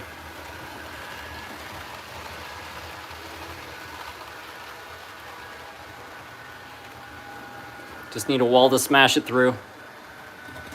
I only save that for Bachmann Acela locomotives.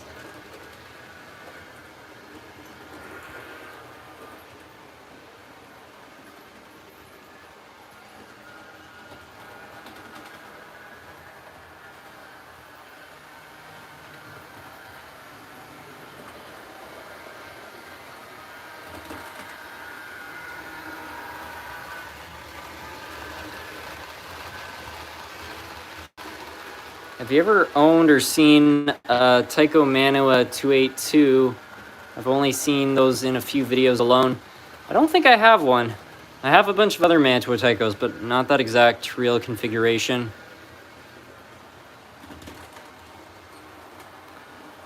Darth says my Rapido train so far is the original run turbo train. I had to fix all the gears and make some adjustments, but it's been great ever since. Yeah, if I'm not mistaken, that was Rapido's very first kind of large-scale product. I know some of the designers at Rapido were working with, what was that called? Ever Models? Oh, man. Some small manufacturer that made a few steam engines. But anyway, yeah, I believe that was the original. I think my friend Nick has the original turbo, and it's given him a little bit of trouble as well, but it's still running, so yeah, I guess some work that can be nice. They're very cool looking engines, the old turbos.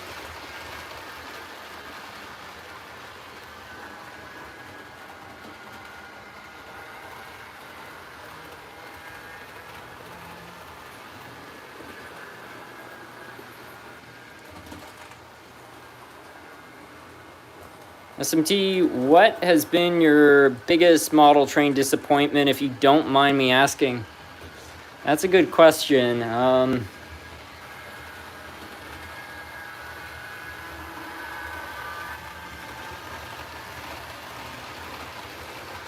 Probably the Polar Express, to be honest. I don't hate the thing. I mean, you know, it does run, and I like it because I have that nostalgia for the movie, but for the amount of money I spent on that, I feel like it should be pristine. It should have, you know, top of the line quality and have good detail and be super reliable. And so I just feel like for the amount I spent on it, it's a little bit underwhelming.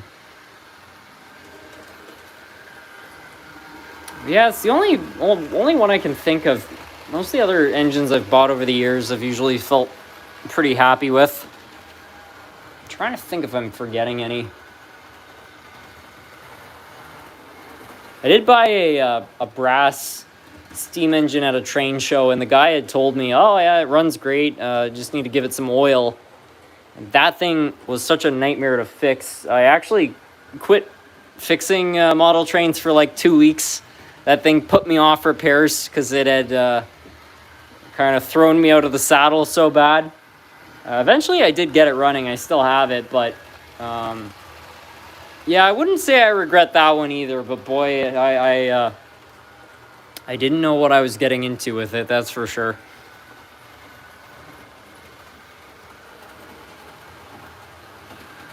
Hey SMT, I'm just asking, what is the best toy grade engines that will not explode Tyco Power Torques when you increase the voltage? All right, what can endure a lot of voltage?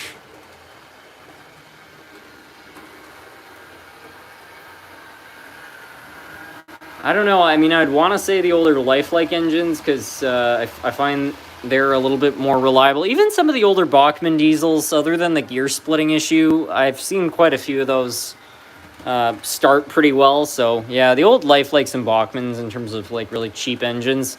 Probably Model Power, I think, is number one in terms of like cheap but fairly well made, at least in terms of their diesels.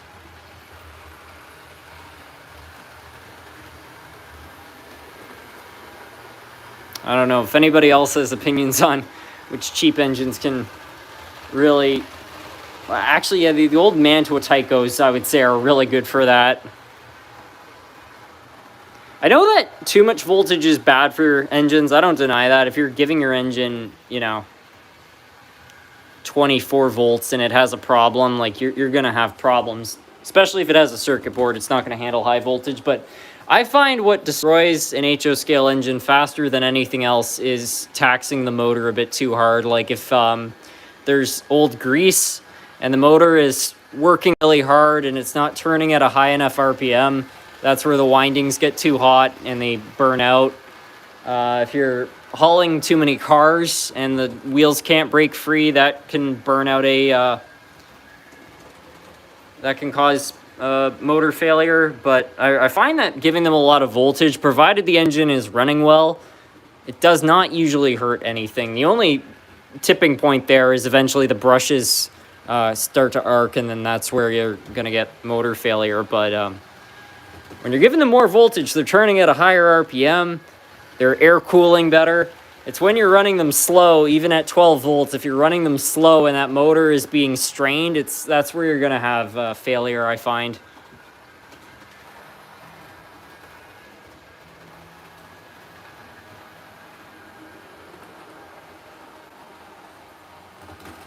I haven't found any cheap articulated locomotives at this point. I'll Frankenstein some Tyco engines into one. That sounds like a fun project.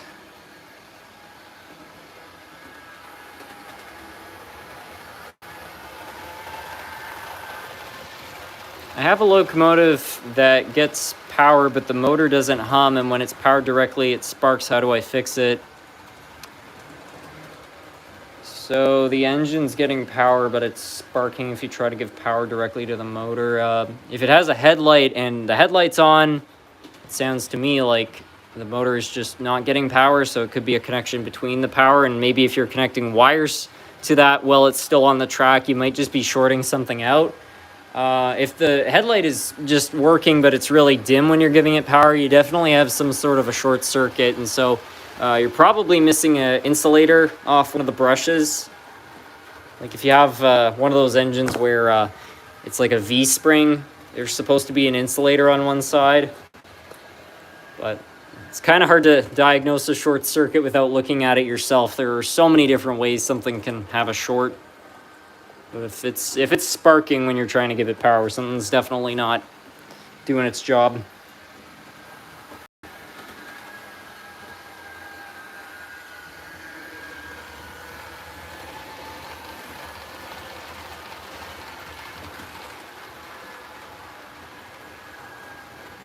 Sorry if you've already had this question, but I was wondering what your parents are going to do with the empty spot where your old layout was.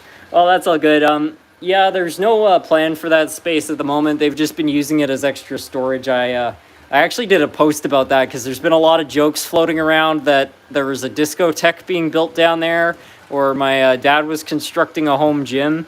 Nothing's been built there. It's completely empty. But yeah, I mean, they have the space. You never know.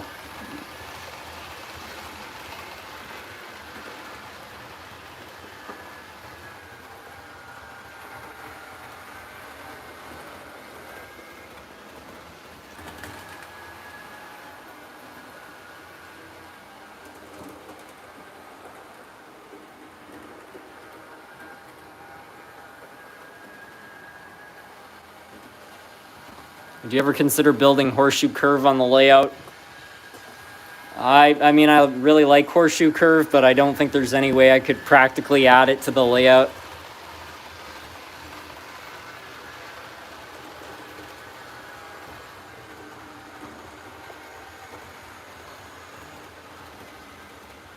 Maybe an indoor swimming pool. That would be nice.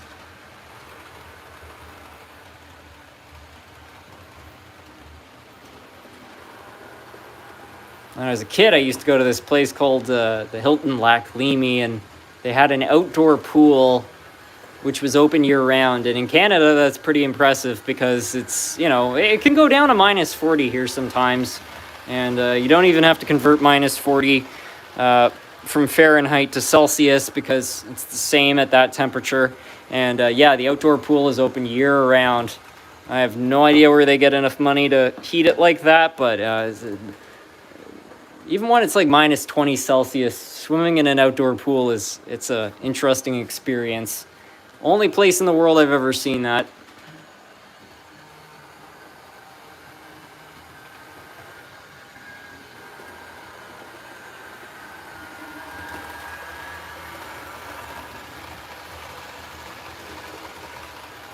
What are you going to do with the chocolate factory? The plan at the moment is to move it in May of next year.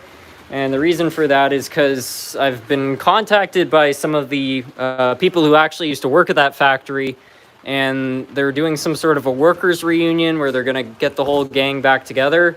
And they've asked me if I can bring it up to Smith Falls. So I'm pretty determined to do that. I think it would be amazing to, you know, meet the people that made that place what it was and show them the model. Moving it there is going to be a nightmare, I have no doubt. But what I don't want to do is I don't want to move the Hershey factory from my parents' house to here and then have to take it back out to get it to that event. So yeah, I'm just going to wait till next May. And it's going to be here faster than I think. I mean, you know, this plan started in March and, you know, we're now less than a year away from that. So sounds like a long time, but I really don't think it's going to be that way. And it's probably a good thing because by not moving the Hershey factory, I'll have more time to get the rest of this working at the same time.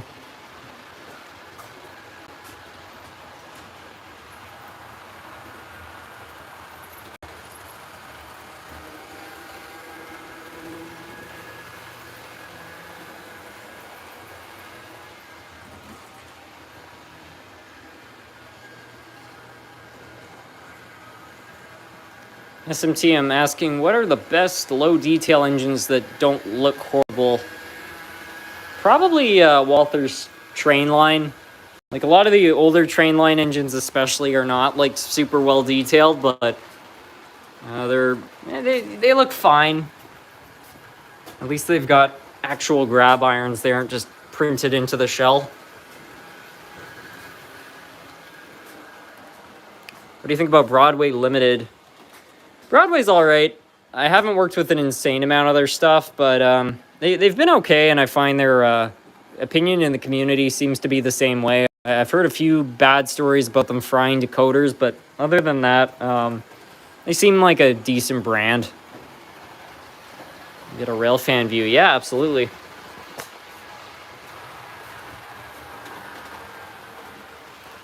Nice.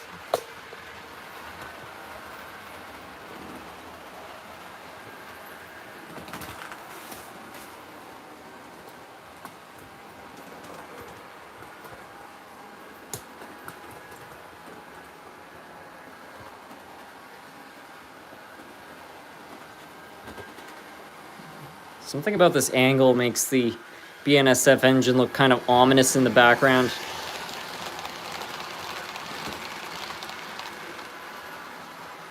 I have a BLI brass hybrid Dreyfus 464. It needed tuning right out of the box. It's been perfect ever since.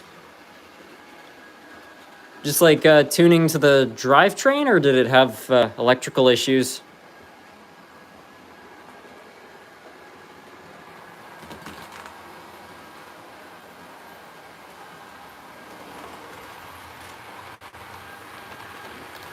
The BNSF engine is plotting to eliminate all HO scale engines in the vicinity. It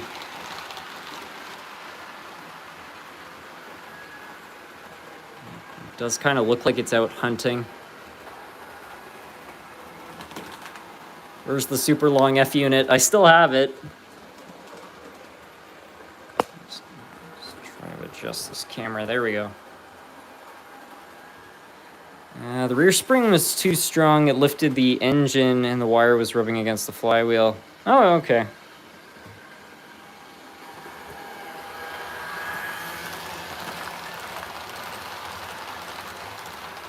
What are some good stores that sell cheap broken locomotives near Canada?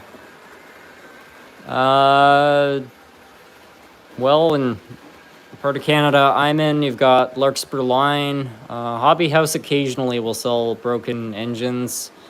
Out in Alberta, there's a place called Trains and Such. They sell some broken equipment, and they've got pretty good prices in my opinion, so that's a good place.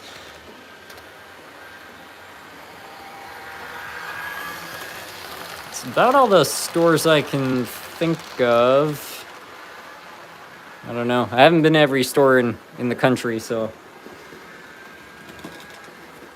it's hard to say.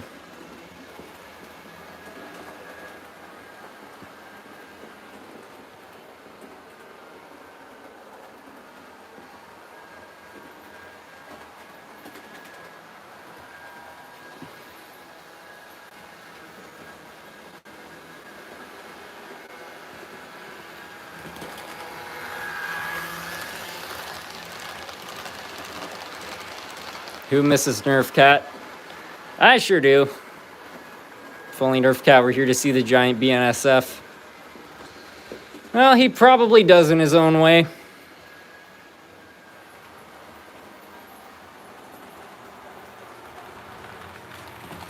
People don't know how old Thomas actually is.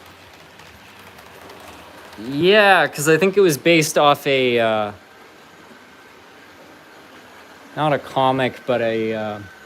maybe you could call it a comic, I don't know. It was based off a book, I think, which dates back a lot further than the show.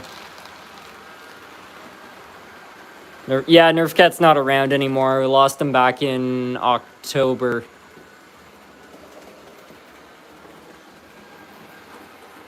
But don't feel bad. He lived a long life. He was 17 or 18 years old, and a very fruitful living. I tell you what, I think most people would have wanted to trade places with that cat. He had 4 servants, and that didn't include, you know, the other people that would stop by the house and that he would boss around for food and attention and stuff. And yeah, he just lived his days outside, soaking up the sun, snoozing in the garden, like, and tearing apart my layout. It was a good time for him.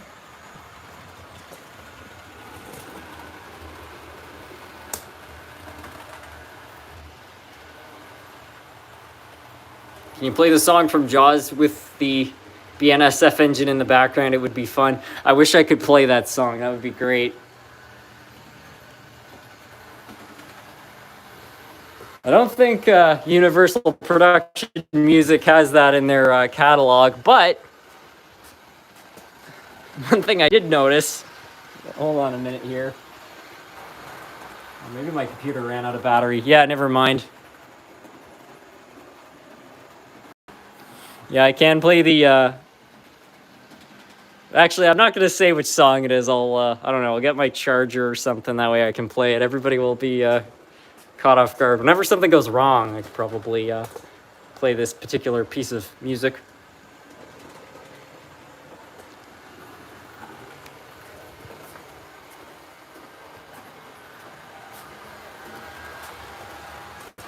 Let me go get a charger.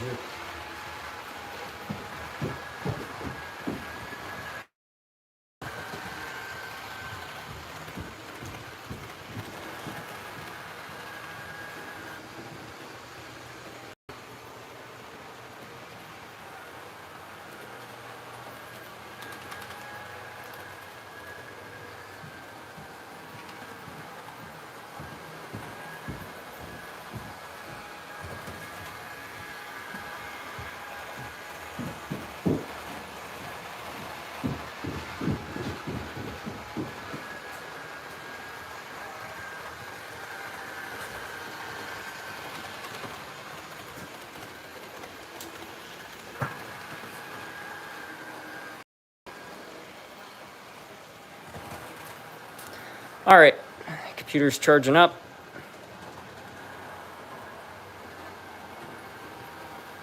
I think Rapido already used the Jaws theme in one of their locomotives. Rapido's put a lot of music in their engines. I'd assume they've licensed it, but honestly, whenever I've made videos, I've always been kind of cautious about which sound effects I play, because some of them are just Easter egg sounds with music, which I'll probably get the video taken down.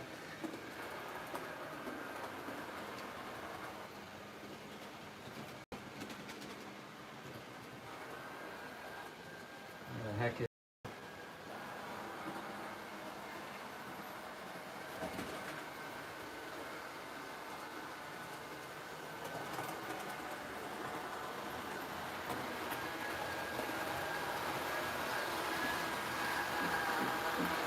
That's not it.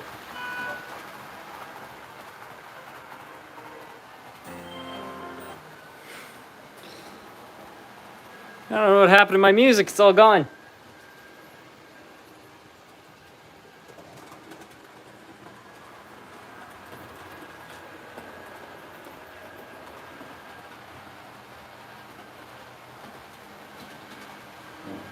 Oh, here it is.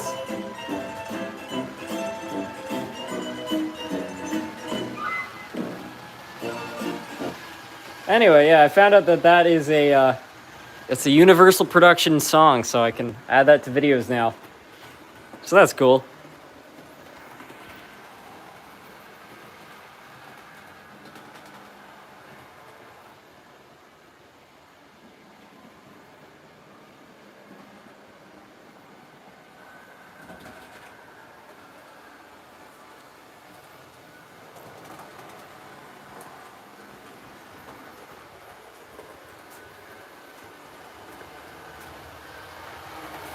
It's not copyright. No, it is copyrighted.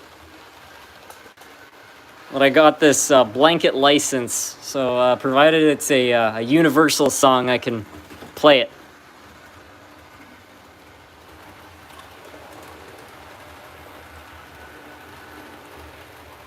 You know, it would go perfect with that song, the Kempton-Tron Tunerville Trolley. Too bad they're ultra rail.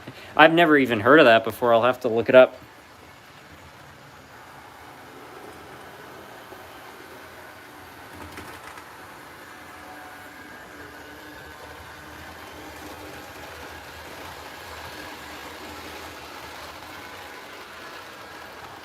Are you ever gonna let Miss SMT do a live stream by herself? That's a funny idea. I don't know.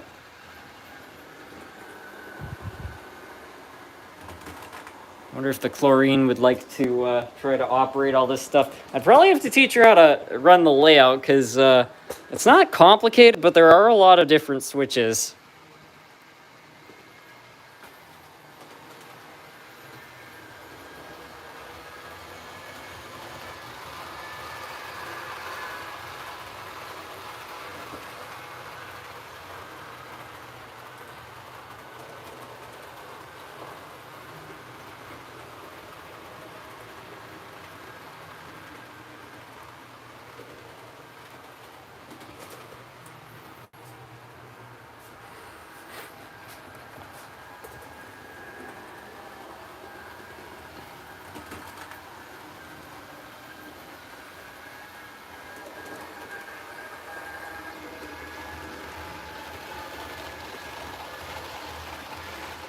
You should try to get an Erie Railroad 28882 triplex for the layout. It would be funny to see one of those next to the Santa Fe Super Chief. Yeah, that would be something. Those types of engines usually go for an arm and a leg on eBay, but I don't know. Maybe if I can find one that's broken, I can get one at a good price. Thanks for stopping by, Dare Santa Fe. What's the point of isolated track? It's just because the layout uses both DC and DCC. I can park engines on the layout without having to worry about them moving.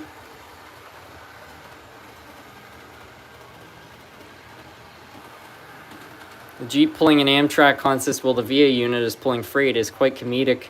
It's a good point.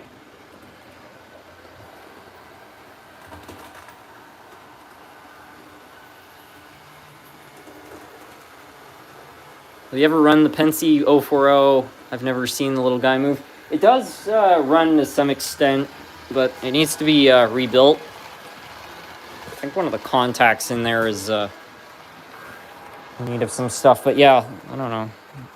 It might fire up. Ah, not so. Well, all the more reason to rebuild it.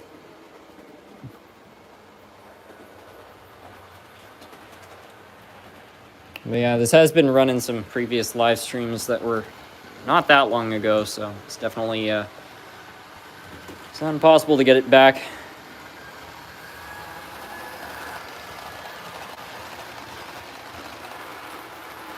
What's your personal favorite locomotive? The original Hiawatha. Run the big boy. 4 of us want to see it. All right.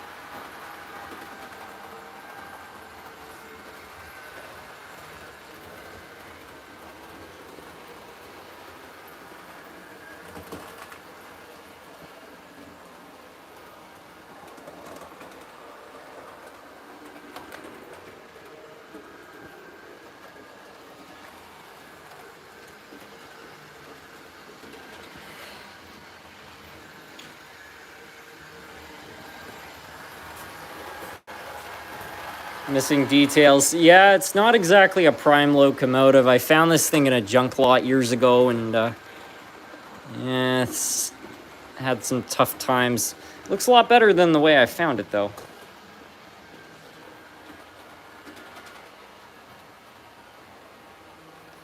It would look even better if it would run. Oh yeah, okay, there we go.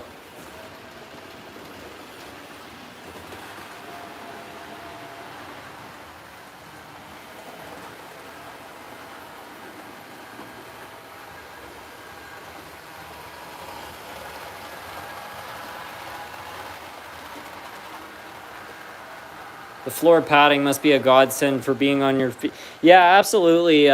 For anybody that's like working around their layout or working on cars or something, I definitely recommend getting this type of flooring. I'm not sponsored, but the thing is, walking on cement is not good for you. It destroys your joints. Actually lower your energy levels and stuff. And so putting down some foam padding, it's just it's a lot easier on your joints.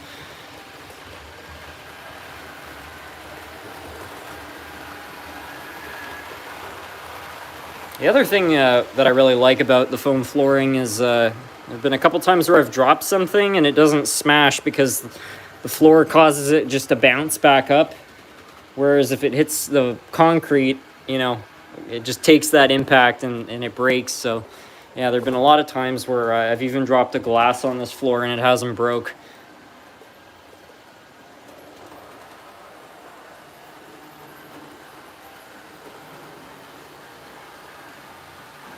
Man, look at that cinematography there.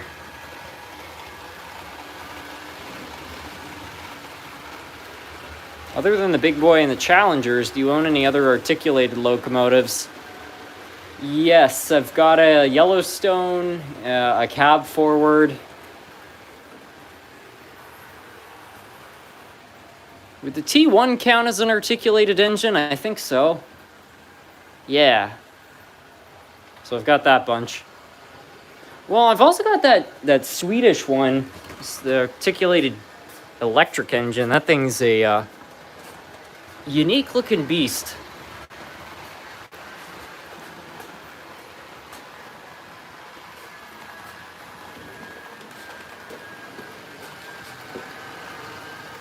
Now, for anybody that knows stuff about Sweden's locomotives, they'll know this is not the right paint scheme. Somebody this, I think, to look like a box cab set, which the Virginian Railroad did have, and so I guess this was the closest they could get. But this, yeah, is a Swedish engine. It should, I think, be in a red paint scheme or something. I like this. I think it's unique, but yeah, not authentic.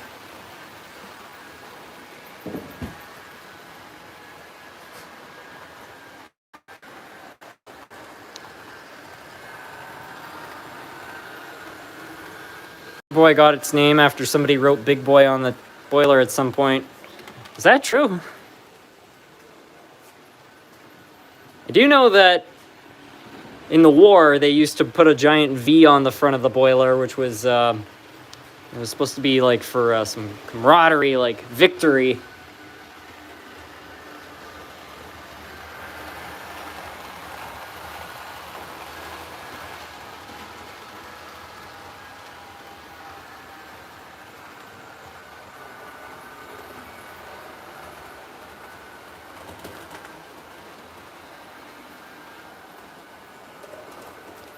So you have the 442 Hiawatha, but if you considered getting a 464 Hiawatha, it's a nice engine, but I don't know. I almost don't want to dilute having the 442 by having the one that followed. I don't know. Never had the urge to buy one for whatever reason.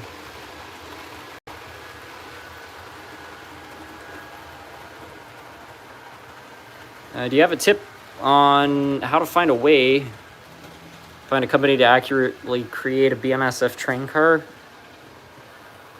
If you're asking which brands are accurate, I know Walthers makes some pretty good well cars.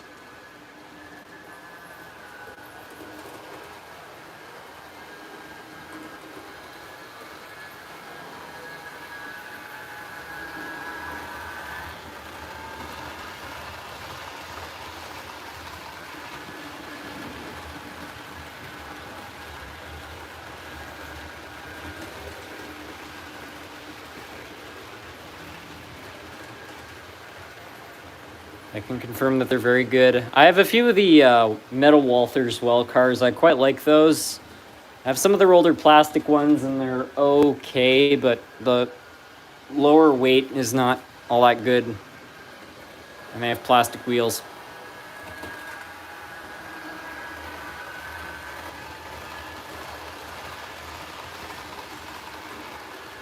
What's the oldest locomotive in your collection? Technically, the Varney Yellowstone, which was made in 1938, but not all of its original. So in terms of an engine, which I know the age of, it would probably be my grandmother's Hiawatha from 1951.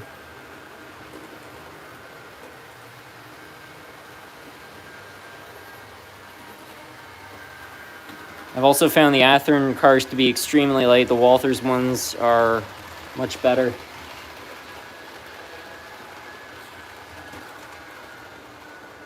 Yeah, just make sure, for anybody who's looking for them, make sure you get the all-metal ones, because the original run are, they've got this metal bottom, but the rest of the car is made of plastic. But these are also a Walthers product. What you want is the ones that are entirely metal, because those ones have proper weight. They're not top-heavy. Yeah, these are okay, but if you tried to assemble a long enough train with this style, I think you'd have problems.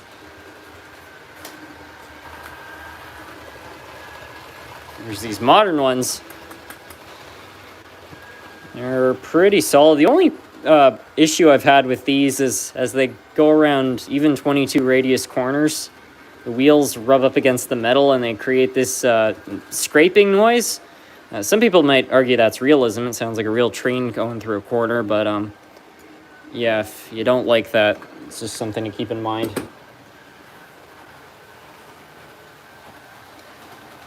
What do you think of Eve Model? I've only worked with a few of their products. I haven't tried their intermodal cars, so I can't say myself with how those perform. As for their engines, it's okay stuff. I feel like it's a lot of money for really old tooling.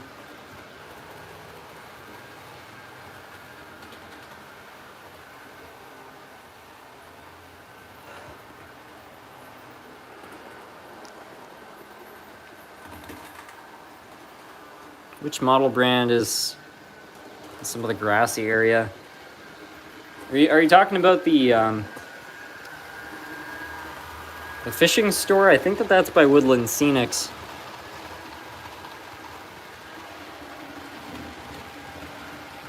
Have you ever had any trains fall off the edge?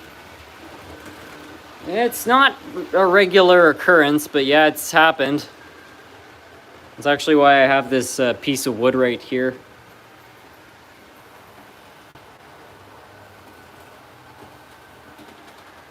I love the basement paneling. Yeah, I do too. It's very, I don't know, it fits with the vintage trains quite well. And it's genuinely from the 70s too. This was all built in 1976. I have no intentions of changing it.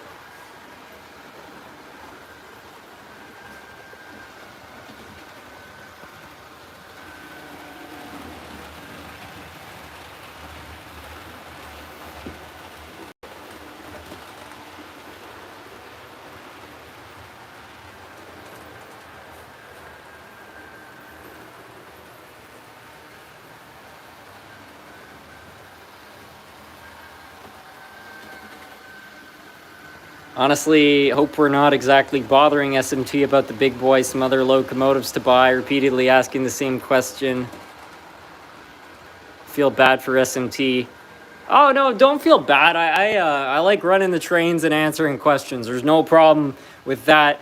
As for the big boy getting requested, it is very popular. Which is why I only run it a handful of times every live stream, because I feel like if I didn't, I don't know, maybe I should just have this thing running on a loop 24 hours a day, because it seems to be very asked for. I mean, I get why people like it so much. It is a remarkable engine, but yeah, I don't know. I feel like it kind of steals the limelight away from some other engines, which is why I only run it every so often.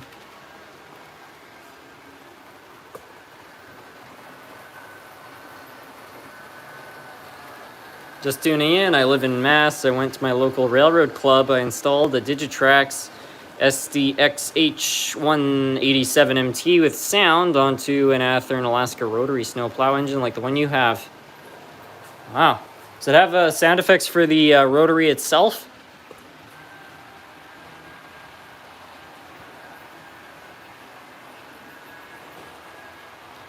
Why does the Tyco 280 work on my 18 radius curves when people over and over say an 8-wheel engine can't fit on 18 radius? It's because of how it's manufactured. Tyco was a very consumer brand, and so they knew that a lot of their customers were going to be running their trains on sharper turns, and so they designed the engines to be able to handle that. Because, yeah, I've heard that narrative many times myself, and if you try to run a Bachmann 8-wheel engine, it might derail on 18 radius curves, but where is it?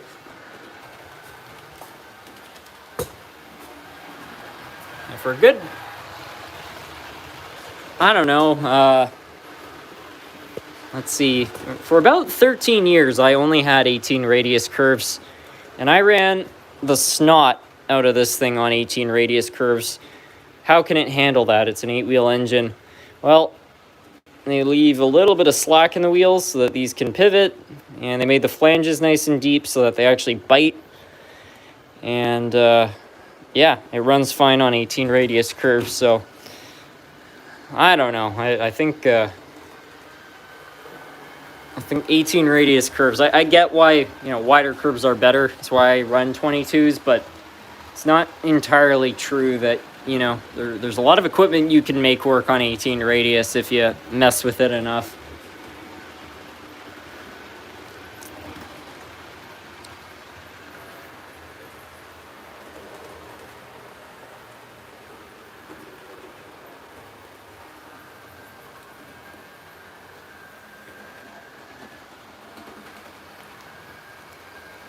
SMT, I have a question. What's that? Do any train bogies have suspension? On some higher end models, that's a thing, especially on older brass engines. I've seen trucks where they have actual springs. Each wheel set can pivot as it goes around. They're a pain in the neck to work on if you open one up and you don't know it's spring loaded and all the little springs hop out. Trying to find them all and then put them back into place can be a little bit of a challenge. I've done that a couple times.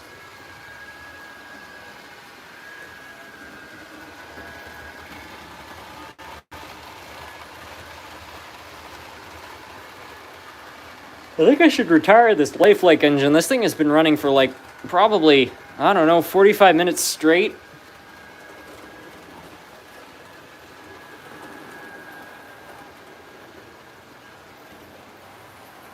I went to Wakefield the other day and collected some railroad spikes. Oh, good old Wakefield. I missed the train. It's for anybody that says, actually, this is running pretty warm, but all these people out there that are saying Lifelike is just a crap company, they've never made a good product. It runs so well. How? I mean, this thing is a hot pile of garbage. It's definitely not a looker with, how people have treated it. But from a reliability standpoint, I'd say she's good.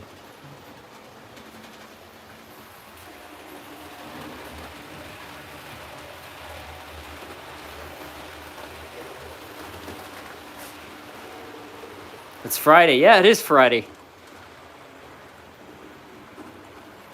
City of Gatineau is selling the 280 for $1,000. Really?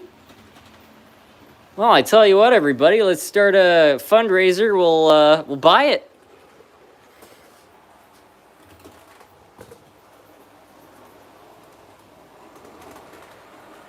Honestly, I wouldn't be. $1,000 sounds awfully low, but the tricky part whenever it comes to buying rail equipment is never the cost of the purchase price. It's the moving it somewhere, and unfortunately when you're dealing with an engine that's from Sweden, a little bit harder to find people who are, you know, willing to back that.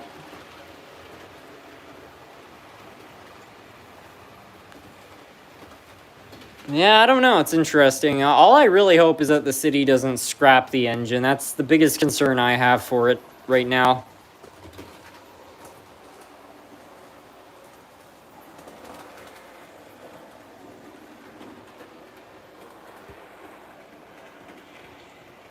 Oh, there's a super chat.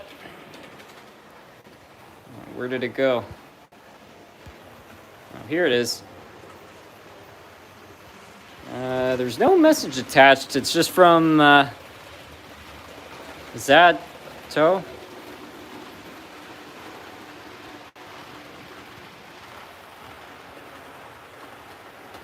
Thank you for the $5. Hilarious how you're running small locomotives with the G-scale BNSF in the middle of the layout. Yeah. It's like the older brother making sure that youngsters aren't fighting with each other.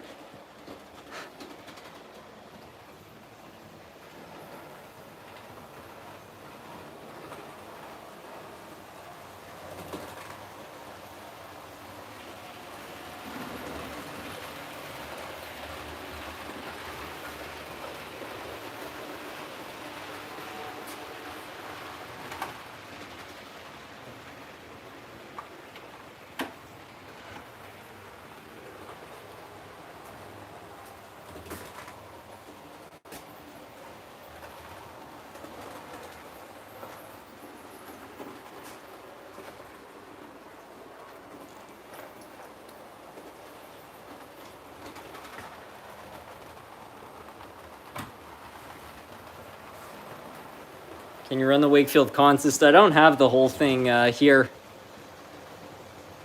And the steam engine, unfortunately, doesn't even have a decoder. There's a whole story about that.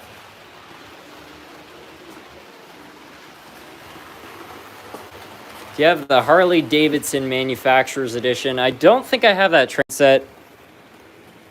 What I did find out recently, though, I found a Honda train set, and I don't know, it was just kind of a standard commercial train set, nothing too special about it, except I noticed that on some of the older Honda train sets, they have a part number on them, which means that it was part of Honda's actual parts catalog. And so if you search it up from a Honda part search, there's an HO scale train set in and amongst carburetors and fuel injectors and all sorts of auto parts, which is pretty funny.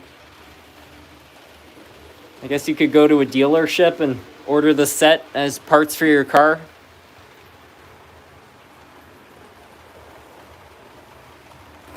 I wonder if the Harley set was the same. I didn't know Honda made train sets. It was rebadged. I think it was a model power train set or an IHC that was being sold as a Honda train set, but it was an official Honda parts. So if you like look at it, you know, it has that sticker, it says genuine Honda parts.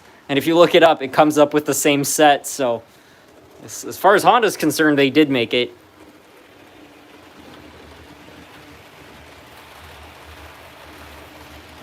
I really want one of those Honda sets. It's got the name of my first car, the Prelude, on it. Yeah, seems like fun. My immediate family, like my parents, I don't think they owned any Hondas, but my grandparents were big into Hondas. They had a couple of Honda Accords, and it was a good car.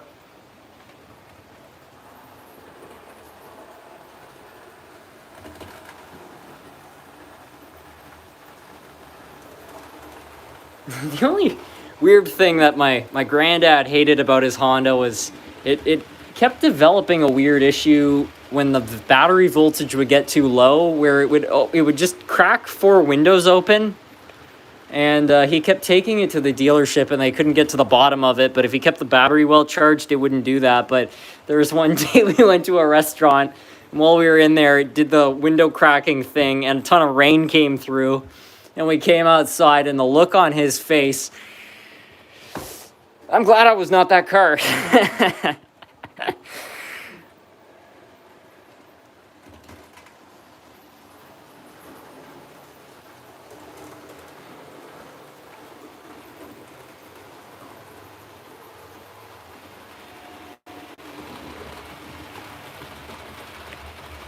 What 14-wheel steam engine should I buy? I just found out Mantua made Berkshires. What do you think of that? Should I buy one?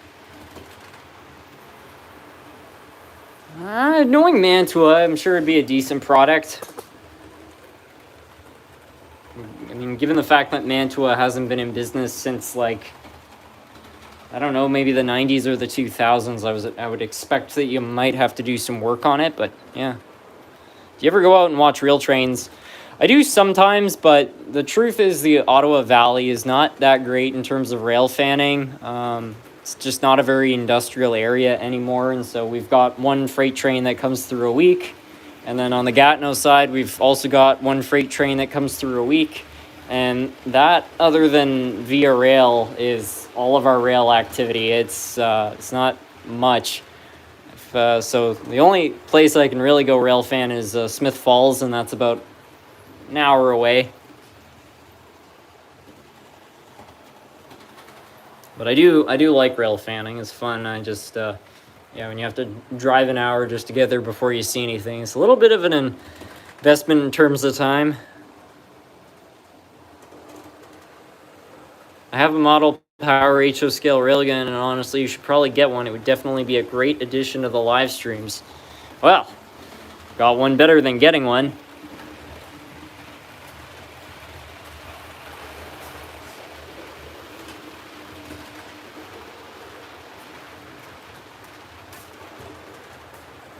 Yeah, I actually have one of these things. This is part of my dad's original collection. We bought this in the 70s or 80s.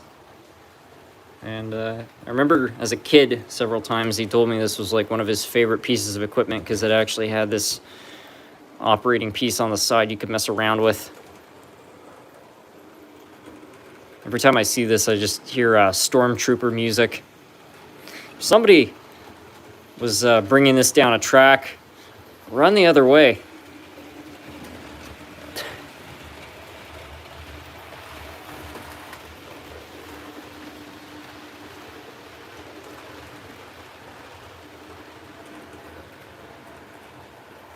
What I think would have been cool is if they built it like a turret and it could turn. 'Cause I mean, the only way you're going to be able to get a target is if you go into a corner, bang, right? But if it could pivot, they could just stop on by and say, I don't think I like this paint center.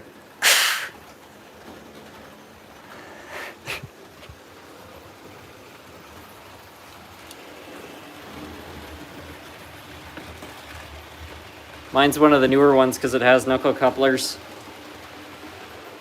Are you sure someone didn't just upgrade it? Because I didn't think that they were making these for...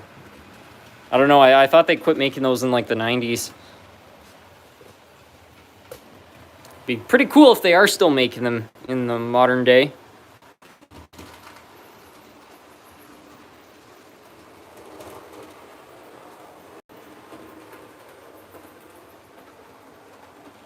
I put grease on the worm gear of my Mantua. It worked better afterwards. Should I do that after I buy a used model every time?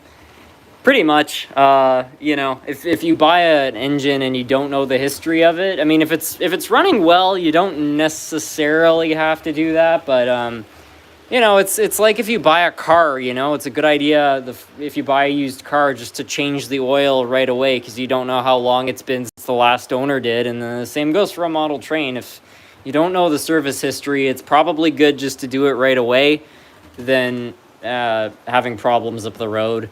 It's pretty rare that gears strip out on models. I find usually the lubricant starts performing badly and the motor doesn't run as well.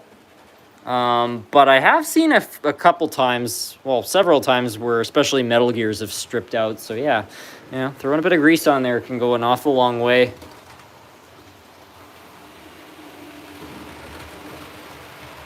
The railway gun could swing on the barrel side, it would probably fall over when it was fired. But this is the plan. When you know those front end loaders, they've got those legs that come down, those booms.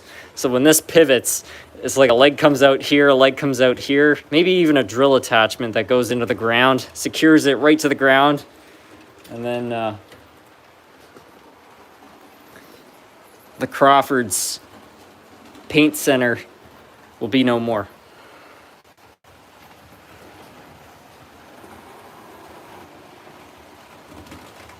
I'm pretty sure that they were actually using something like this in real life. I don't know if the States actually had these, but I'm pretty sure in Germany they were building those at one point.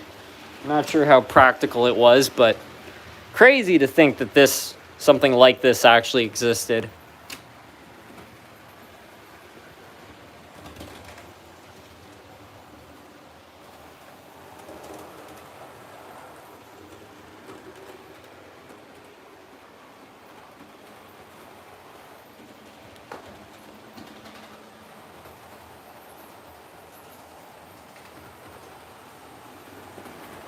What decade has the best models in HO scale? Good question.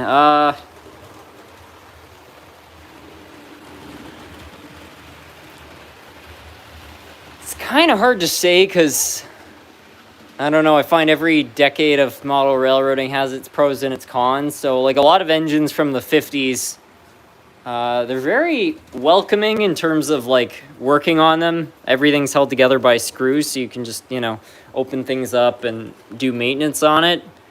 But the designs were not very refined, and as a result, they're a bit more complicated. So I don't find reliability on engines from the 50s as necessarily perfect. The 60s, they had kind of got reliability down a little bit more pat. And there was also more budget-friendly trains popping up like Mantua Tycho. And then the 70s, I would say, kind of continued that sort of good quality and, ease of repairs. And then by the end of the 70s, that's where, like, quality just went right downhill. And so that's where, Lifelike went from having a 5-pole motor to having the pancake drive. That's where Bachmann went from having a 5-pole motor with all-wheel drive to having the pancake drive. It's where Bachmann invented the notorious Kadar drives, which had countless problems. I think the only manufacturer that was making really good products in the 80s was Athearn. There might have been some other brass manufacturers, but just in terms of regular brands, I would say that Athearn was the best of the bunch. And then in the 90s, quality picked up again, where Bachmann made the Spectrum series engines. Lifelike came out with Proto, which was all-wheel drive again. Things started to pick up again. But yeah, I don't know. It's hard to say. I don't really have a answer for that exactly.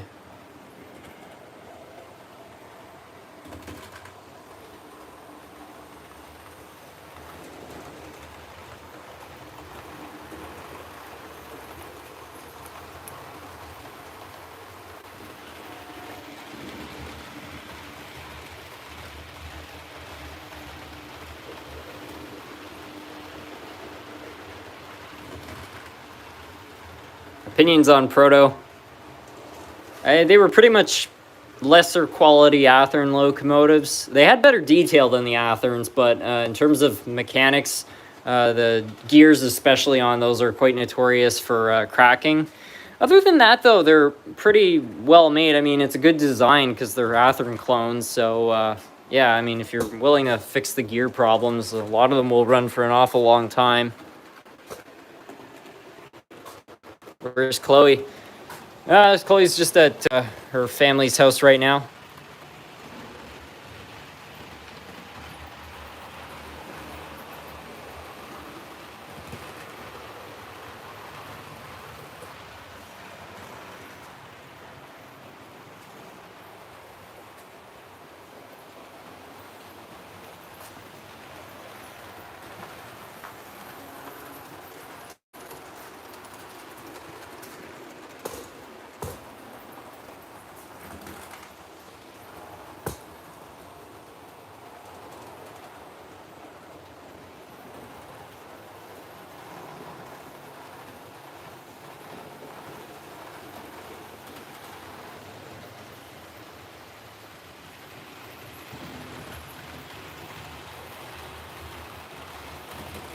What are your thoughts on Intermountain? They seem fine. I haven't worked with enough of their stuff to fully say myself, but yeah, I don't know. I feel like there's just one of those brands that's around. I haven't heard a lot of people complaining about them, that's for sure.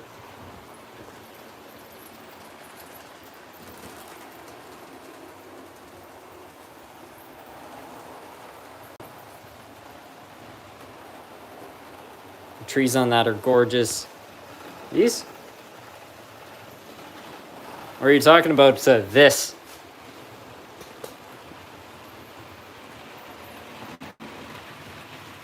What about Scale Trains?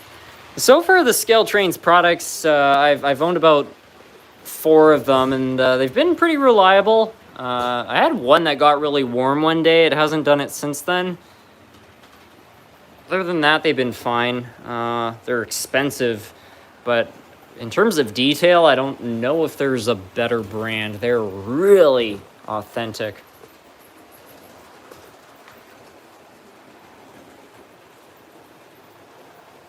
What are your opinions on Trix? I don't own a crazy amount of Trix stuff either. I do have older Trix Twin Railway stuff. I like working on that. In terms of modern Trix, I only own a couple engines, including that Virginian engine I was showing from Sweden. Seems like a good unit. I mean, it runs well. The DCC and sound is a little quiet, but yeah, there's nothing nothing bad about it.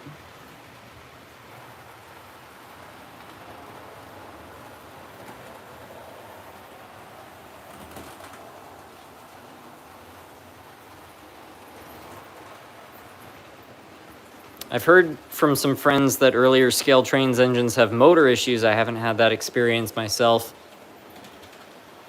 Yeah, I don't know. I've never seen that, although I don't find Scale Trains as that common, at least at a lot of the train clubs I'm part of.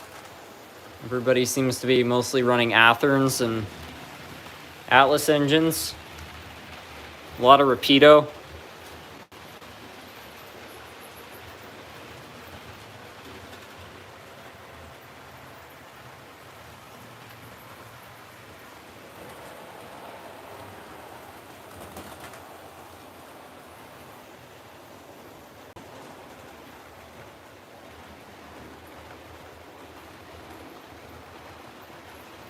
Do you know of any Canadian Army train? I see US but not Canadian.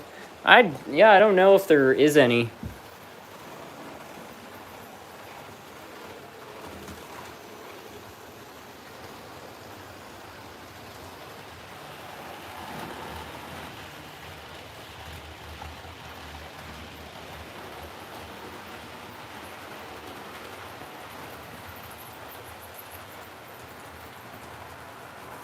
Glad the big boy seems to have sorted through its electrical issues. When I first started running this thing, it was stuttering. I probably need to clean that piece of track. I feel like a lot of equipment has been having issues, but there's no visible grime. It's weird.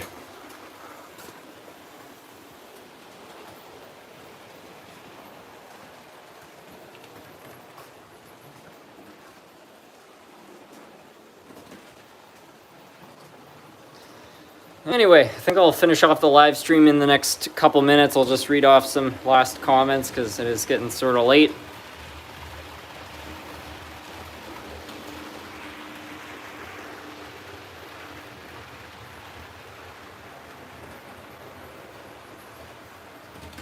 Everyone's asking me to run a BNSF. I'll throw that on before I finish things off.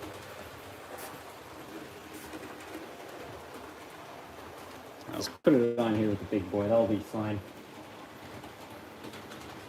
It's one of those engines I got from that junk lot. It's running like a real dandy machine.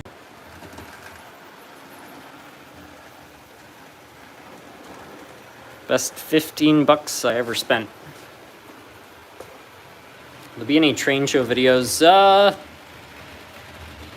Trying to think. I haven't been at too many train shows this year. I don't think I've been to any train shows this year. Timing has just not worked out well in that regard.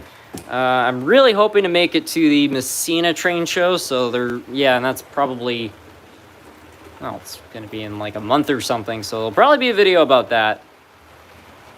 Yes, okay, there will be a train show video because I filmed the last Messina train show video and then I never uploaded it because I didn't narrate it. So, yeah, I've got a lot of videos that I just need to narrate, but I truly despise narrating. I like the results of it, but trying to get it right I find is quite tricky. So, yeah, there is more content like that on the way, but no idea when I'm gonna get that out the door. Will you share your layout wiring diagram? I'd love to replicate it for an oval shape layout. Yeah, I could definitely do that. The wiring is not that complicated. It's just a bunch of controllers all spliced together with some double pull, double throw switches and isolated rail joiners. A diagram would explain it a lot better than I can.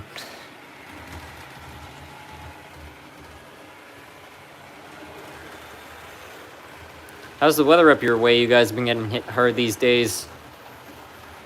It's been very, well, I mean, relatively hot. Not as hot as it gets in Texas, I'm sure, but it's been pretty warm out and a lot of rain.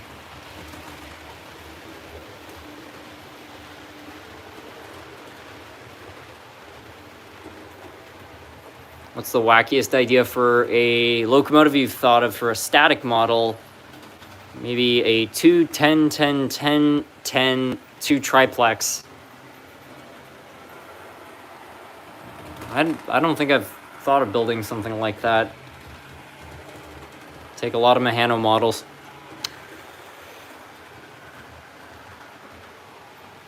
Do you plan on opening an eBay account for models you don't run anymore? Probably not anytime soon. I definitely could open an eBay store. A lot of people have suggested that because, you know, I buy these like junk lots off eBay and then I fix up the engines and, you know, I certainly don't need or want to hold on to every engine in these lots. So some of the ones I buy I end up just selling off to my hobby shop for pretty much the cost that I buy them at. But the reason I'm hesitant to open an eBay store is because, you know, if this engine has been featured in a video that, I don't know, 40,000 people have seen or something like that, I would hate for somebody to pay, like, top dollar. And I mean, I get it. You know, it's free will. If somebody wants to spend that kind of money on an older engine because they saw it in a video, that's their choice. But what I would feel bad about is if somebody spent, like, $60 to buy an old Tyco, which is only worth $5, and then something goes wrong with it because it's a $5 Tyco engine. I don't know.